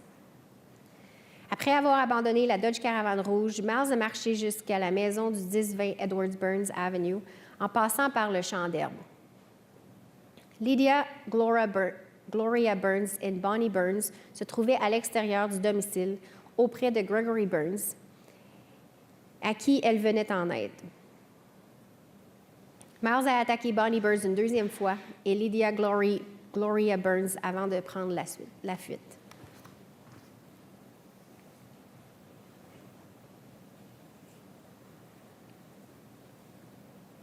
After leaving House 1020 Edward Burns Avenue for the second time, Miles walked to House 87 Abel McLeod Street. Miles kicked in the back door and demanded a vehicle from an adult male inside the residence. Miles was described as holding a knife and his clothing was bloodstained. Miles left the residence after taking a cell phone and the keys to a black 2016 Nissan Rogue. Après avoir quitté la maison du 1020 Edward Burns Avenue pour la deuxième fois, Miles s'est rendu à pied à la maison du 87 Abel McLeod Street. Miles a donné des coups de pied dans la porte arrière et a exigé un véhicule à un homme adulte qui se trouvait à l'intérieur de la résidence. Selon les témoignages, Miles tenait un couteau et ses vêtements étaient tachés de sang. Miles a quitté la résidence après avoir pris un téléphone cellulaire et les clés d'un Nissan Rogue 2016 noir. After leaving House 87 Abel McLeod Street in the black Nissan Rogue, Miles drove to House 4 School Road. Miles knocked on the door and it was answered by an adult female. He asked for an adult male who was not at home at the time. Miles pushed her out of the way, entered, and searched the house. After not locating the adult male, Miles attacked the female who answered the door and another adult female inside the house and left, driving the black Nissan Rogue. Après avoir quitté la maison du 87 Abel McLeod Street à bord du Nissan Rogue noir, Miles s'est rendu à la maison du 4 School Road. Miles a frappé à la porte et une femme adulte lui a répondu. Elle a demandé à parler à un homme adulte qui n'était pas à la maison à ce moment-là. Miles a poussé la femme et est entré dans la maison et l'a fouillée. Ne trouvant pas l'homme, Miles a attaqué la femme qui lui avait ouvert la porte et une autre femme qui se trouvait dans la maison, puis il est parti à bord du Nissan Rogue noir.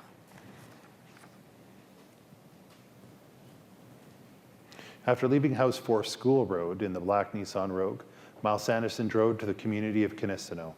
His exact route remains unknown. Après avoir quitté la maison du 4 School Road à bord du Nissan Rogue noir, Miles Sanderson s'est rendu dans la collectivité de Kinistino. Le chemin exact qu'il a emprunté demeure inconnu. Around 7 a.m., Miles drove to a residence on Railway Avenue in Kinistino, where he spoke with an adult female at the residence. Miles wanted money and gas from the adult female, but left the black Nissan Rogue without getting either. But left in the black Nissan Rogue without getting either. The adult female was not physically injured during her interaction with Miles. Vers 7 heures, Miles s'est arrêté à une résidence de Railway Avenue à Kinistino où il a parlé à une femme adulte qui s'y trouvait. Miles voulait de l'argent et de l'essence, mais est parti à bord du Nissan Rogue noir sans obtenir ni un ni l'autre. La femme n'a pas subi de blessures pendant son interaction avec Miles. Video surveillance was obtained by investigators from the Co-op gas station in Kinistino. The gas station is situated at the corner of Main Street and Highway 3. At 7:08 a.m., the black Nissan Rogue was traveling southwest on Main Street in Kinistino. It turned right at the stop sign at Highway 3 and Main Street and proceeded westbound on Highway 3 towards Weldon. L'enregistrement d'une caméra de surveillance à la station-service Co-op de Kinistino a été obtenu par les enquêteurs. La station-service est située à l'intersection de Main Street et de la route 3. À 7h08, un Nissan Rogue noir circulait en direction sud-ouest sur Main Street à Kinistino. Il a tourné à droite au panneau d'arrêt au coin de la route 3 et de Main Street pour poursuivre sa route vers l'ouest sur la route 3 en direction de Weldon.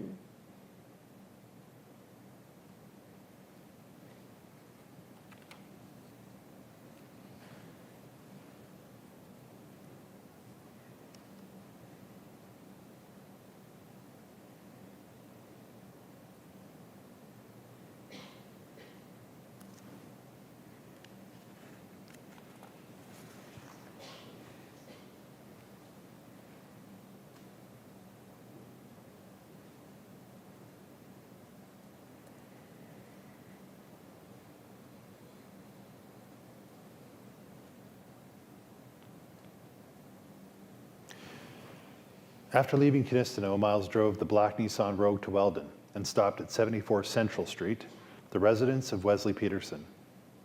Shortly after 7 a.m., Miles entered the porch area of the residence and attacked Wesley Peterson before entering the main floor of the house. A male occupant inside heard someone walking around upstairs and believed it to be Wesley. So they remained in the basement. They later discovered Wesley Peterson deceased and reported it to the police. Physical evidence located during the investigation determined Miles Sanderson was responsible for Wesley's murder.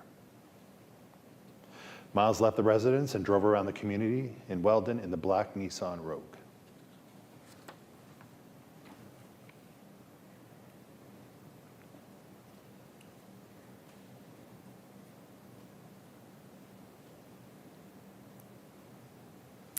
Après avoir quitté Kinistino, Miles s'est rendu à Weldon à bord du Nissan Rogue noir et s'est arrêté au 74 Central Street à la résidence de Wesley Peterson. Peu après 7 heures, Miles est monté sur le porche de la résidence et s'en est pris à Wesley Peterson avant d'entrer dans la maison à l'étage principal. Un homme qui se trouvait dans le domicile a entendu des pas au-dessus de lui et a cru qu'il s'agissait de Wesley. Il est donc resté dans le sous-sol. Il a découvert le corps de Wesley Peterson et a appelé la police. Des éléments de preuve matériels trouvés pendant l'enquête ont permis de déterminer que Miles Sanderson était responsable du meurtre de Wesley. Miles a quitté la résidence et s'est promené dans la collectivité de Weldon à bord du Nissan Rogue noir.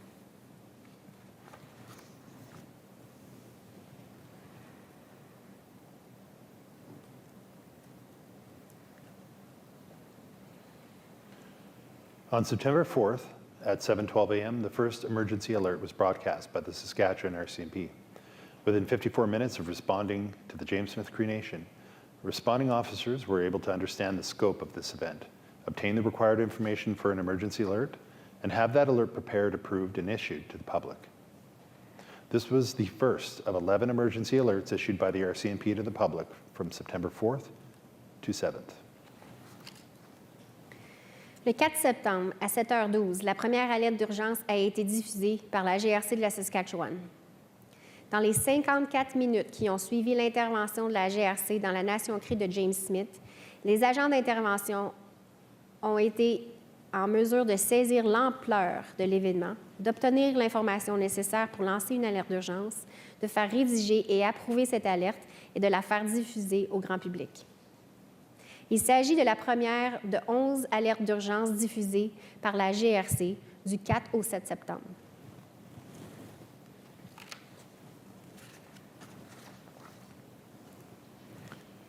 The investigation determined several residents of Weldon saw a black Nissan Rogue and a male driver believed to be Miles in the community that morning. It was reported to police that a vehicle was rummaged through and a first aid kit and crowbar were stolen. An adult female reported to police that a male covering his face approached a residence, asked for assistance, and fled shortly after. She was not injured during this interaction. These two images were obtained from personal surveillance camera systems within the community of Weldon that showed the black Nissan Rogue on Weldon Avenue at 7:27 a.m. Selon l'enquête, plusieurs résidents de Weldon ont vu un Nissan Rogue noir conduit par un homme que l'on estime être Miles, circuler dans la communauté ce matin-là.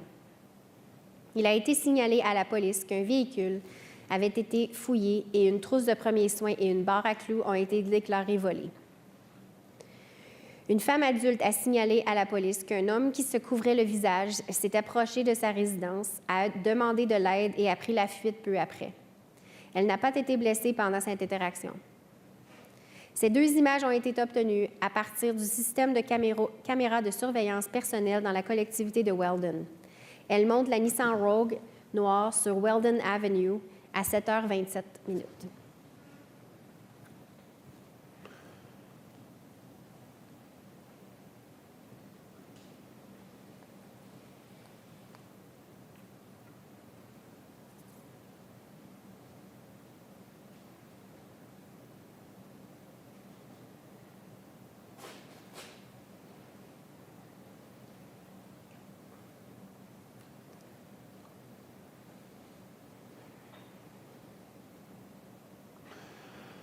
The video we're about to play provides a visual overview of the sequence of events that I just went over.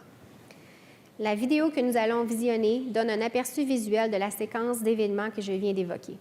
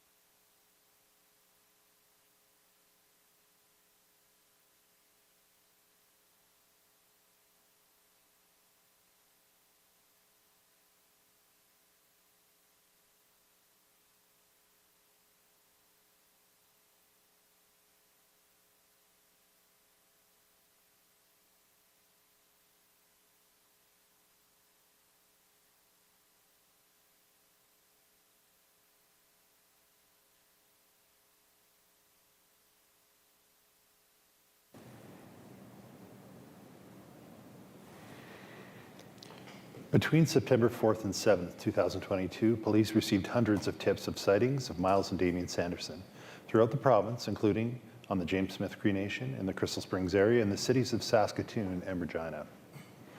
Numerous other tips of sightings came in from various locations across Canada.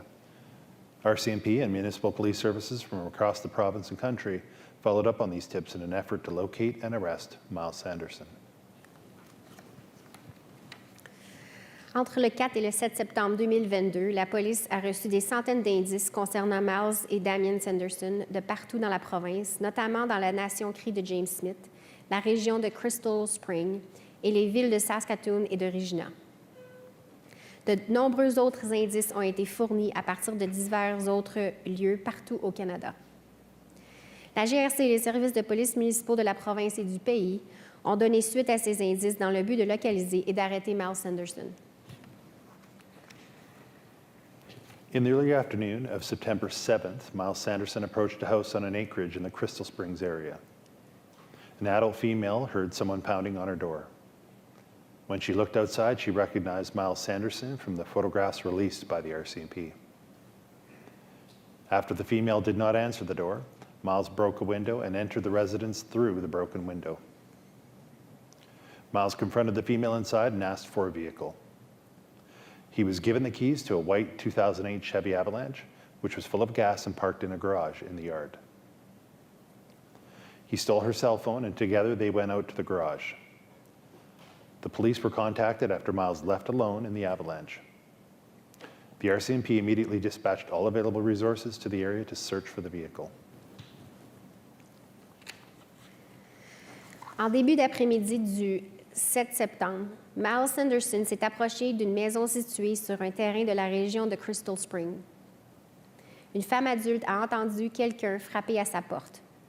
Lorsqu'elle a regardé à l'extérieur, elle a reconnu Miles Sanderson à partir des photographies publiées par la GRC. Comme la femme n'a pas ouvert la porte, Miles a brisé une fenêtre et est entré dans la résidence par cette fenêtre. Miles a confronté la femme à l'intérieur de la maison et lui a demandé un véhicule. Elle lui a remis les clés d'un Chevrolet Avalanche 2008 blanc rempli d'essence qui était stationné dans un garage dans la cour. Il s'est emparé de son téléphone cellulaire et ils se sont rendus ensemble jusqu'au garage. La police a été contactée après que Miles soit parti seul avec l'Avalanche. La GRC a immédiatement déployé toutes les ressources disponibles dans la région pour retrouver le véhicule. On September 7th, 2022, around 2:30 p.m., Miles Sanderson drove the white Chevy Avalanche to a house on the One Arrow First Nation. Miles knocked on the door of the residence and spoke with an adult male occupant. He was looking for a ride into the city and offered to pay $250. The adult male claimed they did not have a working vehicle, so Miles departed and was seen driving out of the community in the white Chevy Avalanche at a high rate of speed. Le 7 septembre 2022, Miles Sanderson a conduit le Chevrolet Avalanche blanc jusqu'à la Première Nation One Arrow. Miles a cogné à la porte de la résidence et a parlé à l'occupant, un homme adulte. Il voulait que quelqu'un le reconduise à la ville pour un montant de 250 $. L'homme adulte a affirmé qu'il n'avait pas de véhicule fonctionnel sur place et par conséquent, Miles est parti. Il a été vu en train de quitter la collectivité roulant à grande vitesse à bord du Chevrolet Avalanche blanc. On September 7th, 2:49 p.m., an emergency alert was broadcast detailing the theft of the white Chevy Avalanche and the suspected driver believed to be Miles Sanderson. Further safety instructions were provided to the public. Within 43 minutes of the reported theft of the Chevy Avalanche, RCMP members were able to determine Miles Sanderson was responsible, and the required information for an emergency alert was obtained, with the alert prepared, approved, and issued. Le 7 septembre, à 14h49, une alerte d'urgence a été diffusée détaillant le vol du Chevrolet Avalanche blanc et le conducteur présumé à être Miles Sanderson. D'autres instructions relatives à la sécurité ont été communiquées au public. Dans les 43 minutes qui ont suivi le signalement du vol du Chevrolet Avalanche blanc, Les membres de la GRC ont pu déterminer que Miles Sanderson était le responsable et ont obtenu les renseignements nécessaires à l'émission d'une alerte d'urgence qui a été préparée, approuvée et diffusée. At 3:17 p.m., an RCMP officer in an unmarked police vehicle located the suspect white Chevy Avalanche traveling westbound on Highway 312 towards Rostern. All available RCMP resources responded to the area. At 3:21 p.m., a vehicle pursuit was initiated once multiple marked RCMP vehicles located the stolen Chevy Avalanche at the intersection of Highway 312 and Highway 11. The suspect vehicle failed to stop for police and drove southbound in the northbound lane towards Warman from Rostern, dangerously weaving into oncoming traffic. The vehicle was recorded as traveling at 150 kilometers per hour. To ensure the safety of the drivers on the highway, the vehicle was directed off the road into a nearby ditch at 3:28 p.m. The driver was confirmed to be Miles Sanderson, who was then removed from the vehicle and placed under arrest. At 3:33 p.m., Miles Sanderson began displaying signs of medical distress, and first aid was immediately provided. Emergency medical services transported Miles to Royal University Hospital in Saskatoon, where he was later declared deceased. Following his death, the Saskatoon Police Service and the Saskatchewan Serious Incident Response Team were contacted to investigate. The results of their investigation will be the subject of an upcoming coroner's inquest. À 15h17, un agent de la GRC à bord d'un véhicule de police banalisé a repéré le Chevrolet Avalanche blanc suspect qui circulait en direction ouest sur la route 312 en direction de Rostern. Toutes les ressources de la GRC disponibles sont intervenues dans le secteur. À 15h21, une poursuite en véhicule a été amorcée lorsque plusieurs véhicules de la GRC ont repéré le Chevrolet Avalanche volé à l'intersection de la route 312 et de la route 11. Le véhicule suspect ne s'est pas arrêté à l'approche de la police et a roulé vers le sud sur la voie nord en direction de Warman depuis Roster, zigzagant dangereusement pour éviter les véhicules qui venaient en sens inverse. La vitesse de déplacement enregistrée du véhicule était de 150 km/h. Afin d'assurer la sécurité des conducteurs sur l'autoroute, le véhicule a été dirigé hors de la route dans un fossé à proximité à 15h28. Il a été confirmé que le conducteur était Miles Sanderson, qui a sorti du véhicule et a été arrêté. À 15h33, Miles Sanderson a commencé à présenter des signes de détresse médicale. Des premiers soins ont été immédiatement prodigués. Les services médicaux d'urgence ont transporté Miles au Royal University Hospital de Saskatoon, où son décès a été constaté. Après son décès, le service de police de Saskatoon et l'équipe d'intervention de la Saskatchewan en cas d'incident grave de la Saskatchewan ont été chargés de mener une enquête. Les résultats de leur enquête feront l'objet de l'enquête du coroner à venir.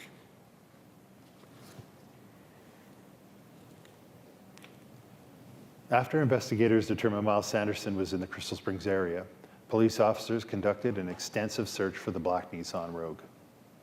That search resulted in investigators locating the abandoned vehicle hidden in bushes and trees, approximately 5 kilometers east of the community of Crystal Springs. A search of the area also located the keys for the vehicle in the bushes and trees. When the Nissan Rogue was examined by RCMP Forensic Identification Services, it was confirmed to be out of fuel. Après que les enquêteurs ont déterminé que Miles Sanderson se trouvait dans la région de Crystal Springs, les policiers ont mené des recherches approfondies pour trouver la Nissan Rogue noire. Cette recherche a permis aux enquêtes de trouver le véhicule abandonné, caché dans les buissons et les arbustes à environ 5 km à l'est de la collectivité de Crystal Springs, en Saskatchewan. Une fouille du secteur a également permis de retrouver les clés du véhicule dans les buissons et les arbustes. Le service de l'identité judiciaire de la GRC a examiné le Nissan Rogue et a confirmé qu'il n'avait plus de carburant. This tragedy resulted in 11 people being killed. 17 people being physically injured, and countless others mentally and emotionally impacted. Cette tragédie a eu pour conséquence 11 personnes tuées, 17 personnes blessées, un nombre incalculable de personnes affectées mentalement et émotionnellement. Within the first month, investigators examined 20 properties on the James Smith Cree Nation in the community of Weldon and in the Crystal Springs area.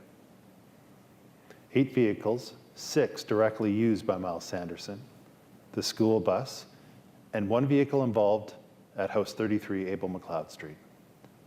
Overall, RCMP investigators and specialists documented, examined, processed, and collected evidence from 42 different crime scenes, autopsies, buildings, and vehicles as part of this investigation. Au cours du premier mois, les enquêteurs ont examiné ce qui suit. 20 résidences dans la nation Cree, James Smith, dans la collectivité de Weldon et dans le secteur de Crystal Springs. 8 véhicules, 6 directement utilisés par Miles Sanderson, l'autobus scolaire et un véhicule à la maison du 33 Abel McLeod Street.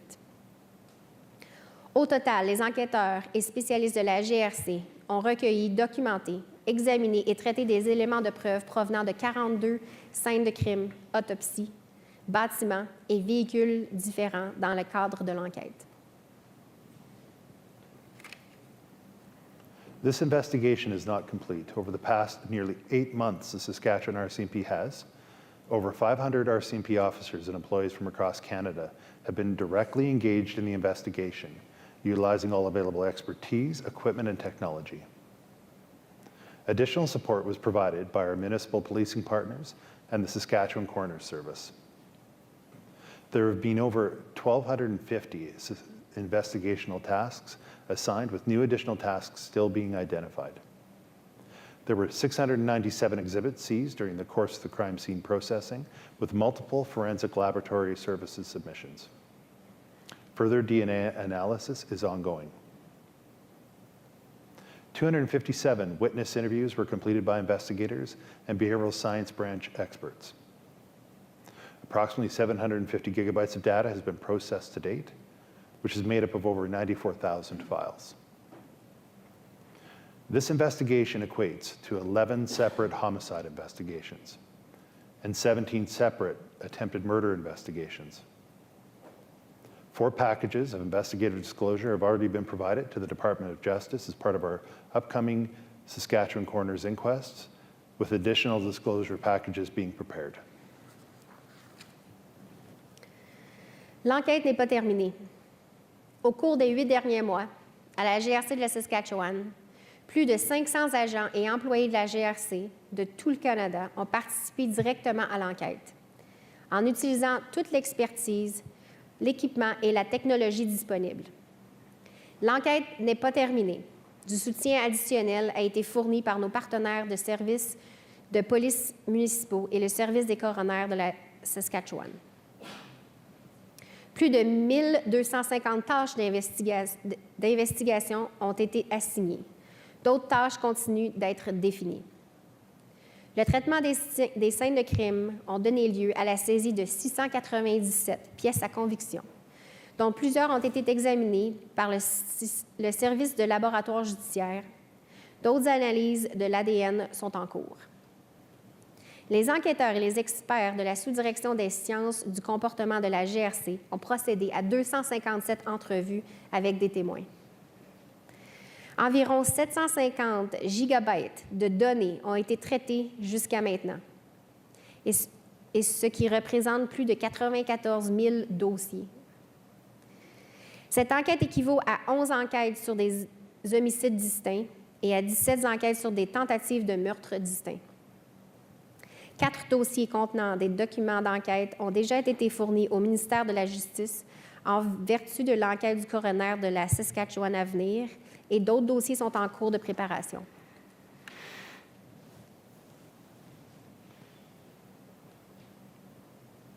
There are just over 1,250 investigative tasks assigned to date.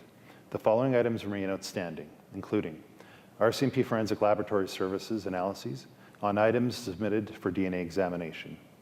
These exhibits had to be submitted in batches or groups, and the processing of a batch of exhibits could not be completed until analysis on the previous group was completed. The final group or batch of exhibits is currently at the laboratory being analyzed. Investigators are also awaiting the final reports from experts assisting the investigation. Some of these experts include RCMP bloodstain pattern analysts who interpret bloodstains located at crime scenes in an effort to explain what happened. A criminal profiler and psychologist from the RCMP Behavioral Sciences branch who are completing a psychological autopsy on Miles Sanderson in an effort to better understand why this happened and why certain people were victims. RCMP forensic identification specialists who link people and items to crime scenes through evidence such as fingerprints, footwear, and vehicle tire track impressions. Some of the experts, especially the bloodstain pattern analysis and forensic identification specialists, require the DNA results from the RCMP forensic laboratory analyses to complete their reports, which is why these reports are still forthcoming. In March 2023, RCMP Behavioral Science Branch police officers were in Saskatchewan, meeting with Miles Sanderson's family members and other community members. They are now completing the report, which is not anticipated for several months. The preparation of all investigative materials for disclosure is ongoing and began in September of 2022. Numerous packages of disclosure have already been completed and provided to the Department of Justice as part of the 2 upcoming coroner's inquests. This disclosure process continues. At this time, there is no evidence to support the involvement of any other suspects relating to the tragedy which occurred in September 2022. The Saskatchewan RCMP remains committed to investigating all aspects of this matter, including any new information or rumors. Every piece of information will be thoroughly investigated. Un peu plus de 1250 tâches d'investigation ont été assignées à ce jour. Les aspects suivants demeurent en suspens. Les analyses par le service de laboratoire judiciaire sur les articles soumis à des analyses génétiques. Ces pièces à conviction devaient être soumises par lot ou par groupe et le traitement d'un lot de pièces à conviction ne pouvait être achevé tant que l'analyse du groupe précédent n'était pas terminée. Le dernier groupe ou lot de pièces est en cours d'analyse au laboratoire. Les enquêteurs attendent également les rapports finaux des experts qui participent à l'enquête. Les experts comprennent les suivants. Analyste de la morphologie des taches de sang de la GRC. Ils interprètent les taches de sang sur les scènes de crime pour déterminer ce qui s'est passé. Profileur criminel et psychologue de la sous-direction des sciences du comportement de la GRC. Il procède à une autopsie psychologique de Miles Sanderson pour mieux comprendre le pourquoi de la tragédie et pourquoi il a ciblé ses victimes. Les spécialistes de l'identité judiciaire de la GRC, ils établissent des liens entre les personnes et les articles recueillis sur les scènes de crime à l'aide d'éléments de preuve, par exemple les empreintes digitales, les empreintes de chaussures et les traces de pneus de véhicules.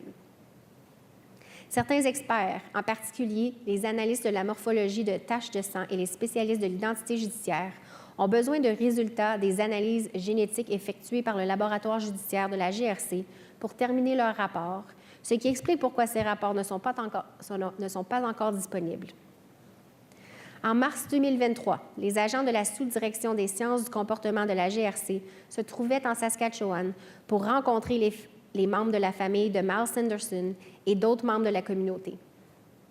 Ils s'affairaient à achever leur rapport, qui n'est pas attendu avant plusieurs mois.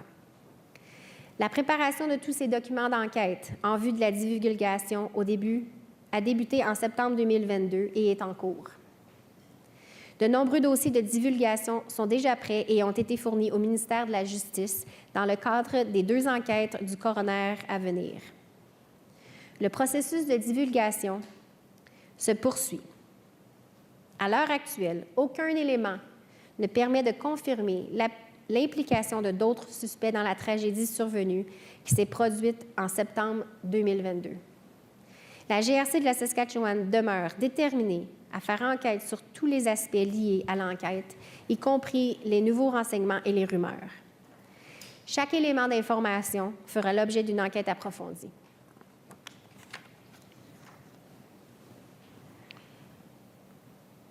The Saskatchewan RCMP Indigenous Policing Services had officers supporting the community from the outset of this tragedy. Additional RCMP Indigenous Policing Services officers from across Canada were deployed to assist. The Saskatchewan RCMP deployed our Family Victim Liaison Team, who continue to provide ongoing support and updates to victims and families. The Mass Casualty Victim Support Team was deployed from Ottawa to provide on-scene support following these attacks. Provincial Victim Services supports and elders continue to provide critically important ongoing support. Les agents des services de police autochtones de la GRC de la Saskatchewan offrent leur soutien à la communauté depuis le tout début de cette tragédie. D'autres agents des services de police autochtones de la GRC des 4 coins du Canada ont également été déployés pour fournir leur aide. La GRC de la Saskatchewan a déployé son équipe de communication avec les victimes et les familles qui continuent d'offrir du soutien et des mises à jour aux victimes et aux familles. Une équipe de soutien aux victimes en cas de tuerie d'Ottawa a été dépêchée sur les lieux pour fournir des services de soutien sur place. Les services provinciaux de soutien aux victimes et des aînés continuent de fournir du soutien indispensable.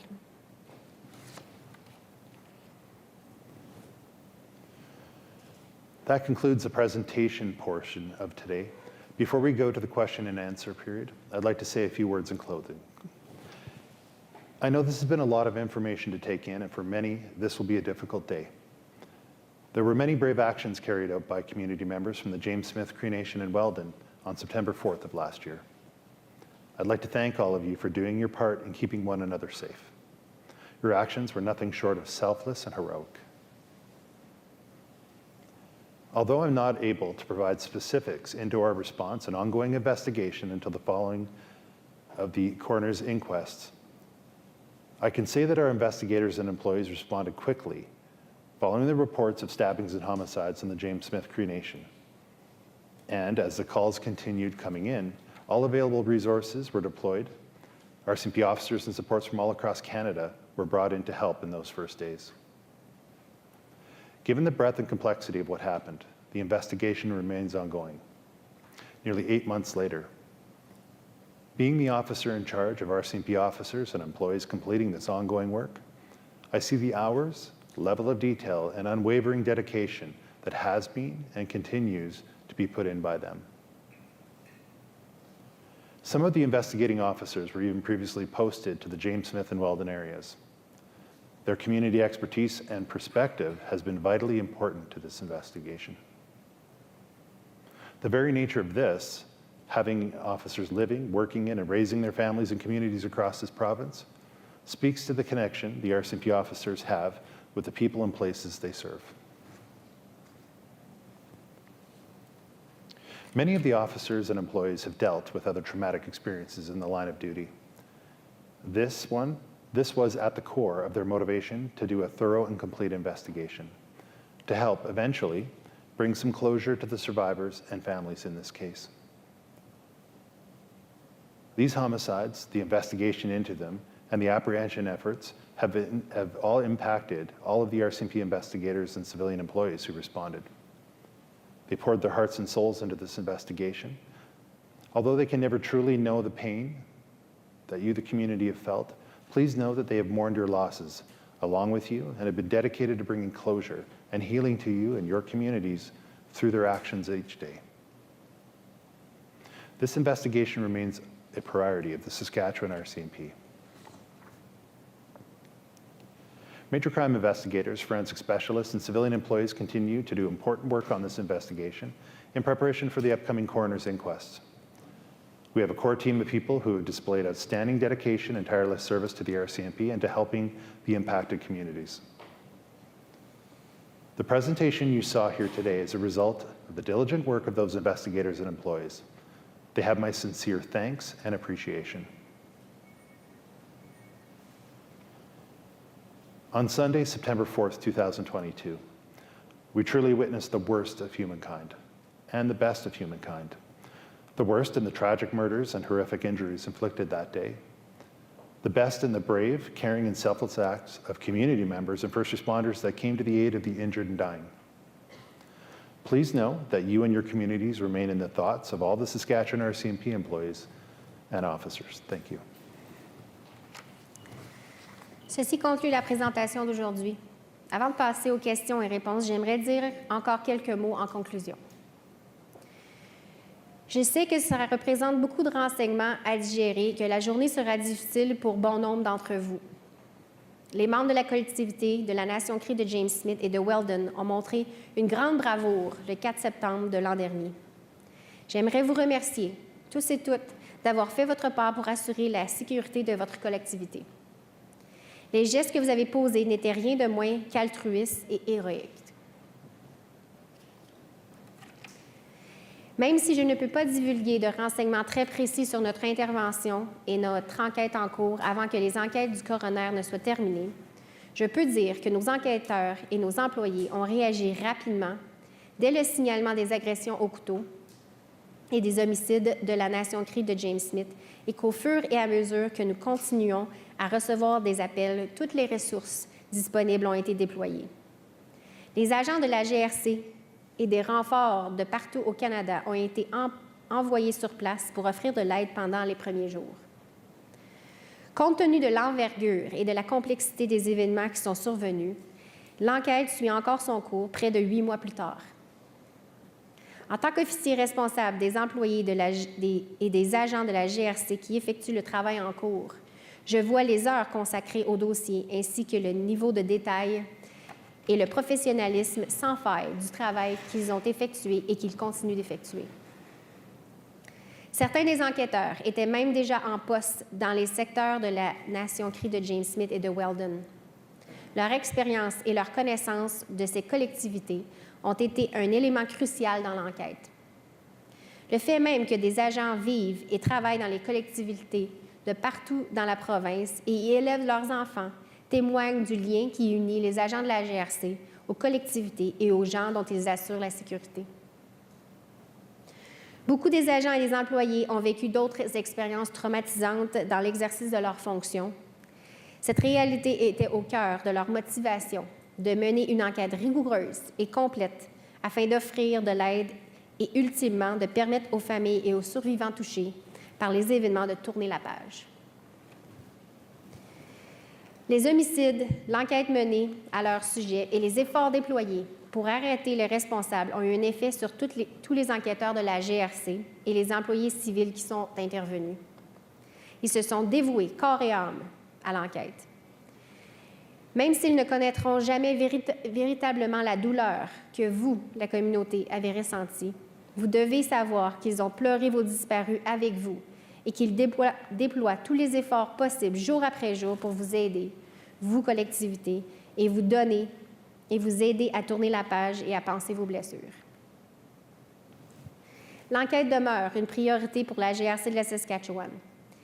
Les enquêteurs de crimes majeurs, les spécialistes judiciaires et les employés civils poursuivent leur important travail dans le cadre de l'enquête en vue des enquêtes du coroner à venir. Nous disposons d'une équipe de base dont tous les membres ont montré un professionnalisme exceptionnel et une détermination à toute épreuve pour aider la GRC à soutenir les collectivités touchées. La présentation que vous avez vue ici aujourd'hui est le résultat d'un travail diligent de ces enquêteurs et employés. Je les remercie sincèrement et ils ont toute ma reconnaissance. Le 4 septembre 2022, nous avons été témoins du pire et du meilleur dont l'humanité est capable. Le pire a pris forme dans les meurtres tragiques perpétrés et des blessures horribles infligées ce jour-là.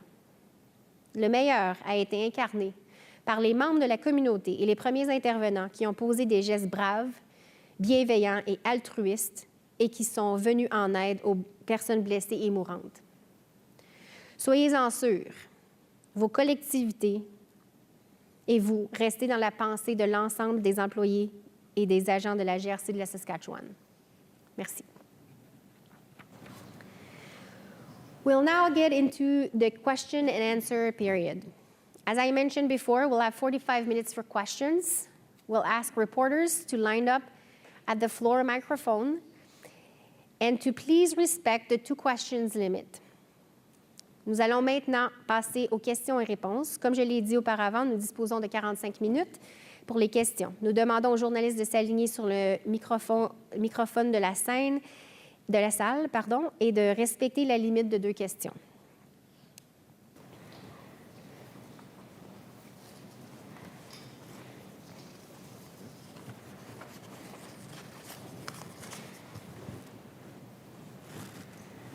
Hi, Jason Warwick, CBC News. Is it common that RCMP, when looking for someone with a warrant, have a photo that is 8 years or more old?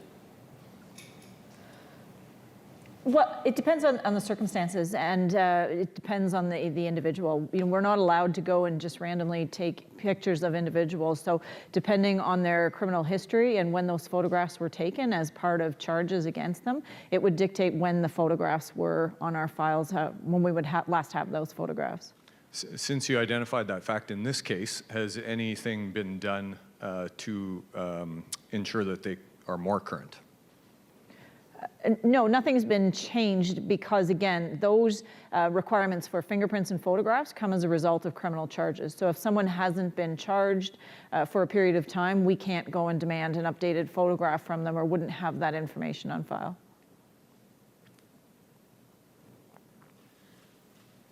Thea James, Saskatoon Star Phoenix. I wanted to ask about that internal operational review and to ask you to speak to whether 24-hour policing is being considered. One of the things mentioned was the time from the initial call. There was a period where officers had to go to the Melfort detachment to pick up equipment and then left Melfort. Can I ask you to speak to that? Sure. The independent officer review is not yet complete. It's very much close to nearing completion. The intention is to release that information publicly, to make that publicly available. However, we do not want to do anything that would influence the coroner's investigation, and so that will not be released until after the coroner's investigation, even though, as I said, it will be completed in the near future. With respect to that independent officer review, that was done outside of the Saskatchewan RCMP. That was specifically requested so that we could add to the transparency of that review. With respect to your question about 24-hour policing, 24-hour policing requires a significant amount of resources. And in some cases, to be able to put those resources together, you may have to amalgamate detachments or look at a larger geographical area. In this instance, there were members who were on call. They were not on duty. However, from the time they received that call until the time they departed the detachment was 12 minutes.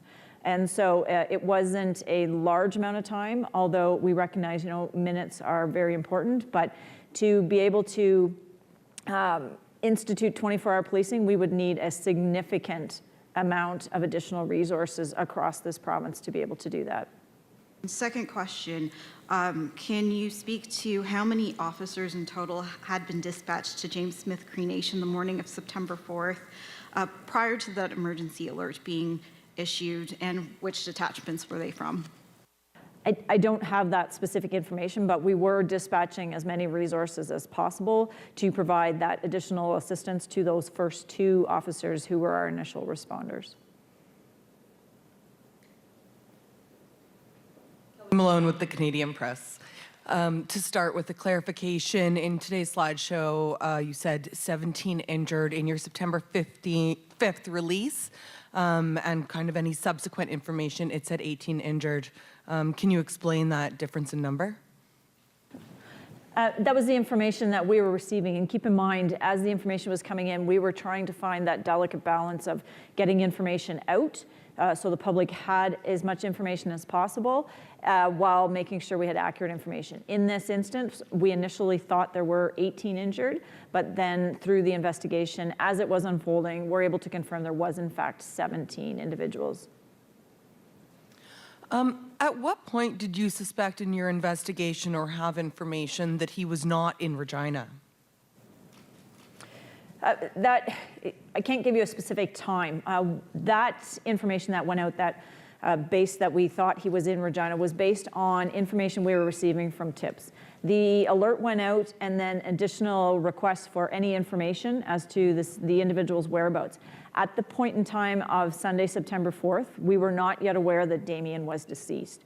We had put the information out that we were looking for 2 individuals. We know now that we were, at that point in time, only had 1 individual that we were looking for. But we have to look at risk. When we receive that information, we assess it to determine whether or not it's credible. The information that we had at that time was deemed credible, and we had to look at the risk to individuals, knowing that there was a large event happening in Regina, the Riders game that was happening with a large gathering of individuals. We felt it was pertinent and important that we got that information out to individuals as quickly as possible, that they could potentially have been in Regina. Again, based on information we were receiving. And as mentioned in the presentation, we received hundreds of tips. So as we're receiving those, we're trying to analyze those and put that information out to best protect the public. And what evidence is there about when he ran out of gas in Crystal Springs? Do you suspect he was in Crystal Springs for the majority of the time that he was on the run?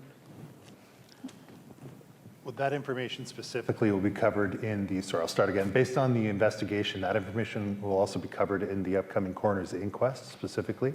So it's obviously something that we're looking into. I can't tell you a time when we think he may have ran out of gas. It's clear that it ran out of gas in the location that I presented, but more specifics in relation to the search and further investigative background will come up in the upcoming coroner's inquest. Libby Giesbrecht, 650 CKOM. Given how thorough today's presentation was, why is this considered a preliminary timeline? Just because we're not able to delve into some of those details, as you've seen, that will be addressed in the coroner's inquest. We do have further information related to each of those homicides, but again, we want to make sure we maintain the integrity of those coroner's inquests, and so those details will be provided then. So we provided the information that we believe can be shared. We confirmed with the chief coroner that this information would not impact the coroner's inquest, and then as a result, we're able to provide the information that we did today. How would providing information as to how Miles Sanderson died impact the coroner's inquest? Why can't that be shared today?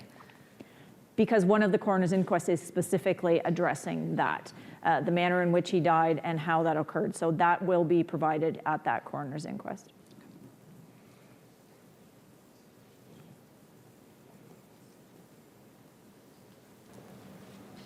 Kelly Malone again with the Canadian Press. Can you speak at all to how it went from going to the community to deal drugs to going to the Canistino bar and speaking about people are going to know us to the original attack with scissors? Are you able to speak about how that progressed, what their intent was? Some of those pieces of information may never be known, with Miles and Damien both being deceased. There is information that we have, details around some of that, which again will come out at the coroner's inquest. To speak to exactly their mindset and what they were thinking, we can't necessarily address that. What we are relaying to you is information that they relayed to others. You saw direct quotes from witnesses that we have interviewed, and we know that information is factual from those witness interviews. But to be able to speak to exactly what they were thinking, we can't really say that unless they relay that information to someone else.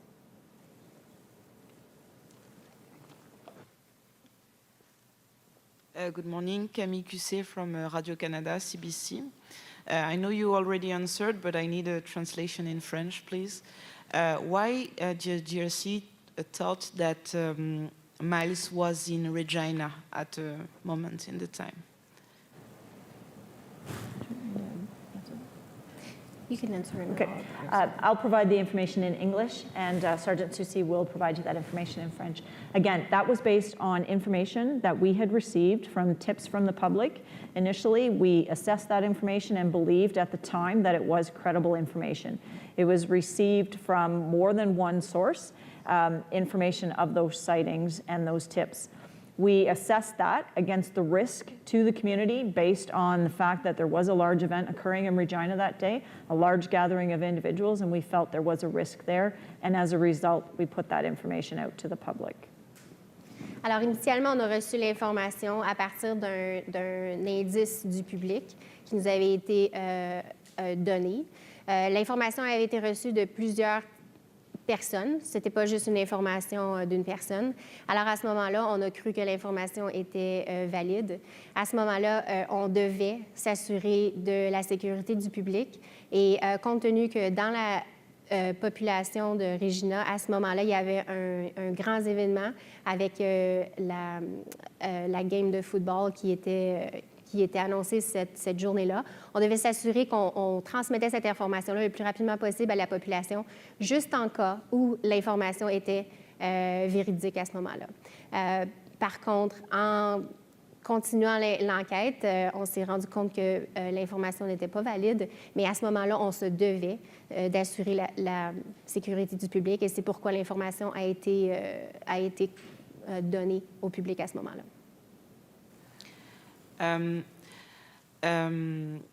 Will be changes in procedures with the how you try to catch suspects at the GRC? Will we see before James Smith and then after James Smith? What we're going to look at is the recommendations from the independent officer review. We will review the recommendations that come out of the coroner's inquest and assess those to look at what went well and as well as to look where improvements could be made. We're always interested in making sure that we are doing the best response possible to these incidents, and then there are always lessons to be learned from these types of incidents. And we want to make sure that we not only have that information here in Saskatchewan, but that all police agencies across the country have access to that information and can learn from the tragic events here. Alors, une fois qu'on aura reçu les rapports de l'enquête indépendante et de l'enquête du coroner, on va se baser sur ces recommandations-là pour voir qu'est-ce qui a bien été dans notre enquête à ce moment-ci et quel point on peut améliorer. C'est très important pour la GRC de toujours faire une revue de nos actions pour savoir comment on peut améliorer et s'assurer que la prochaine fois, si c'est pour arriver, qu'on a de meilleures ressources et habitudes de travail. On va s'assurer également que toute cette information-là qu'on a reçue ne sera pas seulement divulguée à la GRC, mais aussi aux corps de police municipaux à travers le pays pour les aider eux aussi dans la possibilité d'un événement comme ça qui se reproduise.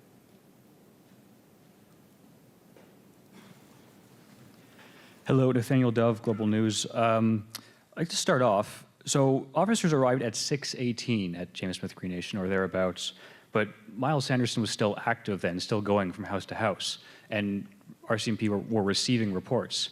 How is it that officers didn't get to him sooner or find him? Well, I think, as you saw in the presentation, it was very much, his attacks were unpredictable. As fast as information was coming in about a vehicle he was in, he was abandoning that vehicle, moving on foot, and then stealing other vehicles.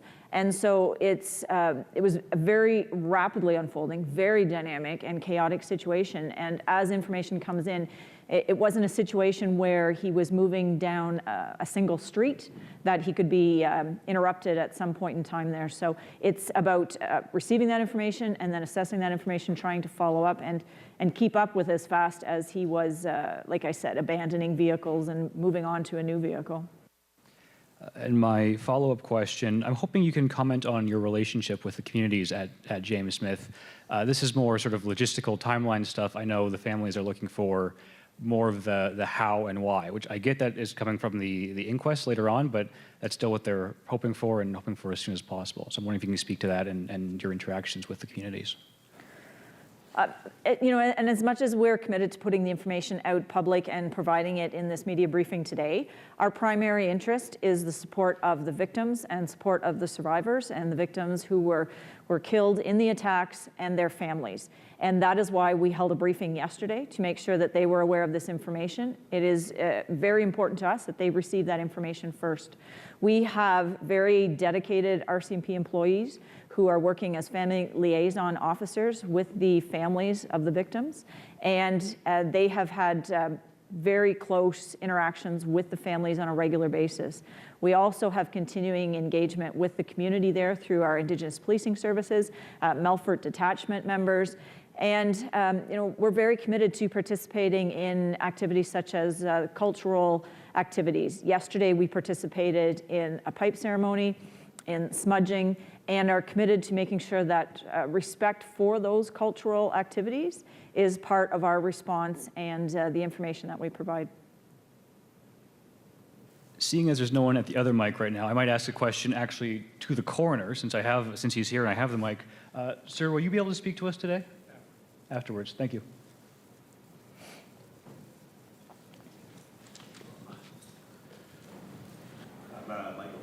With NBC Radio News. Just a quick question. Is this the biggest investigation in the history of the RCMP in Saskatchewan?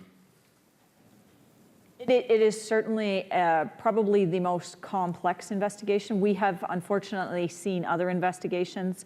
The Humboldt bus crash was a very, again, large-scale, complex investigation involving multiple deceased victims. So we have seen these investigations before, but this has certainly been the largest mass casualty from a homicide type of event that has occurred here in Saskatchewan.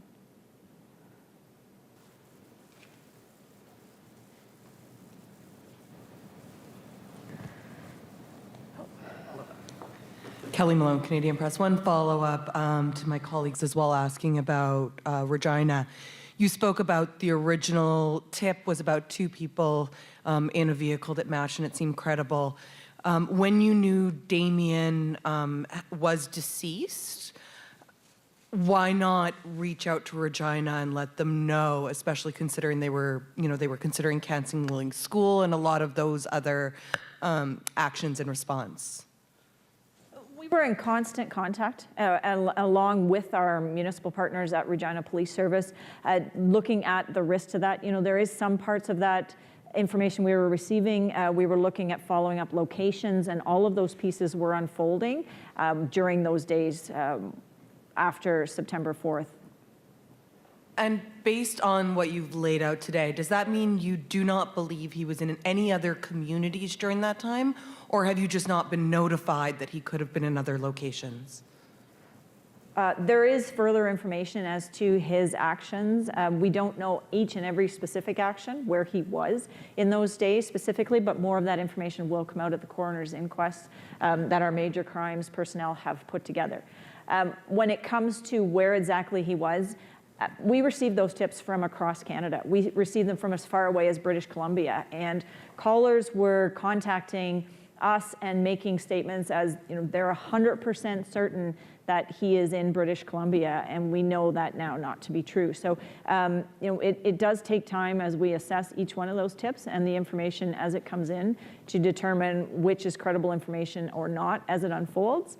But as far as his actual whereabouts, to the best that the investigation can lead to, that will come out in the coroner's inquest.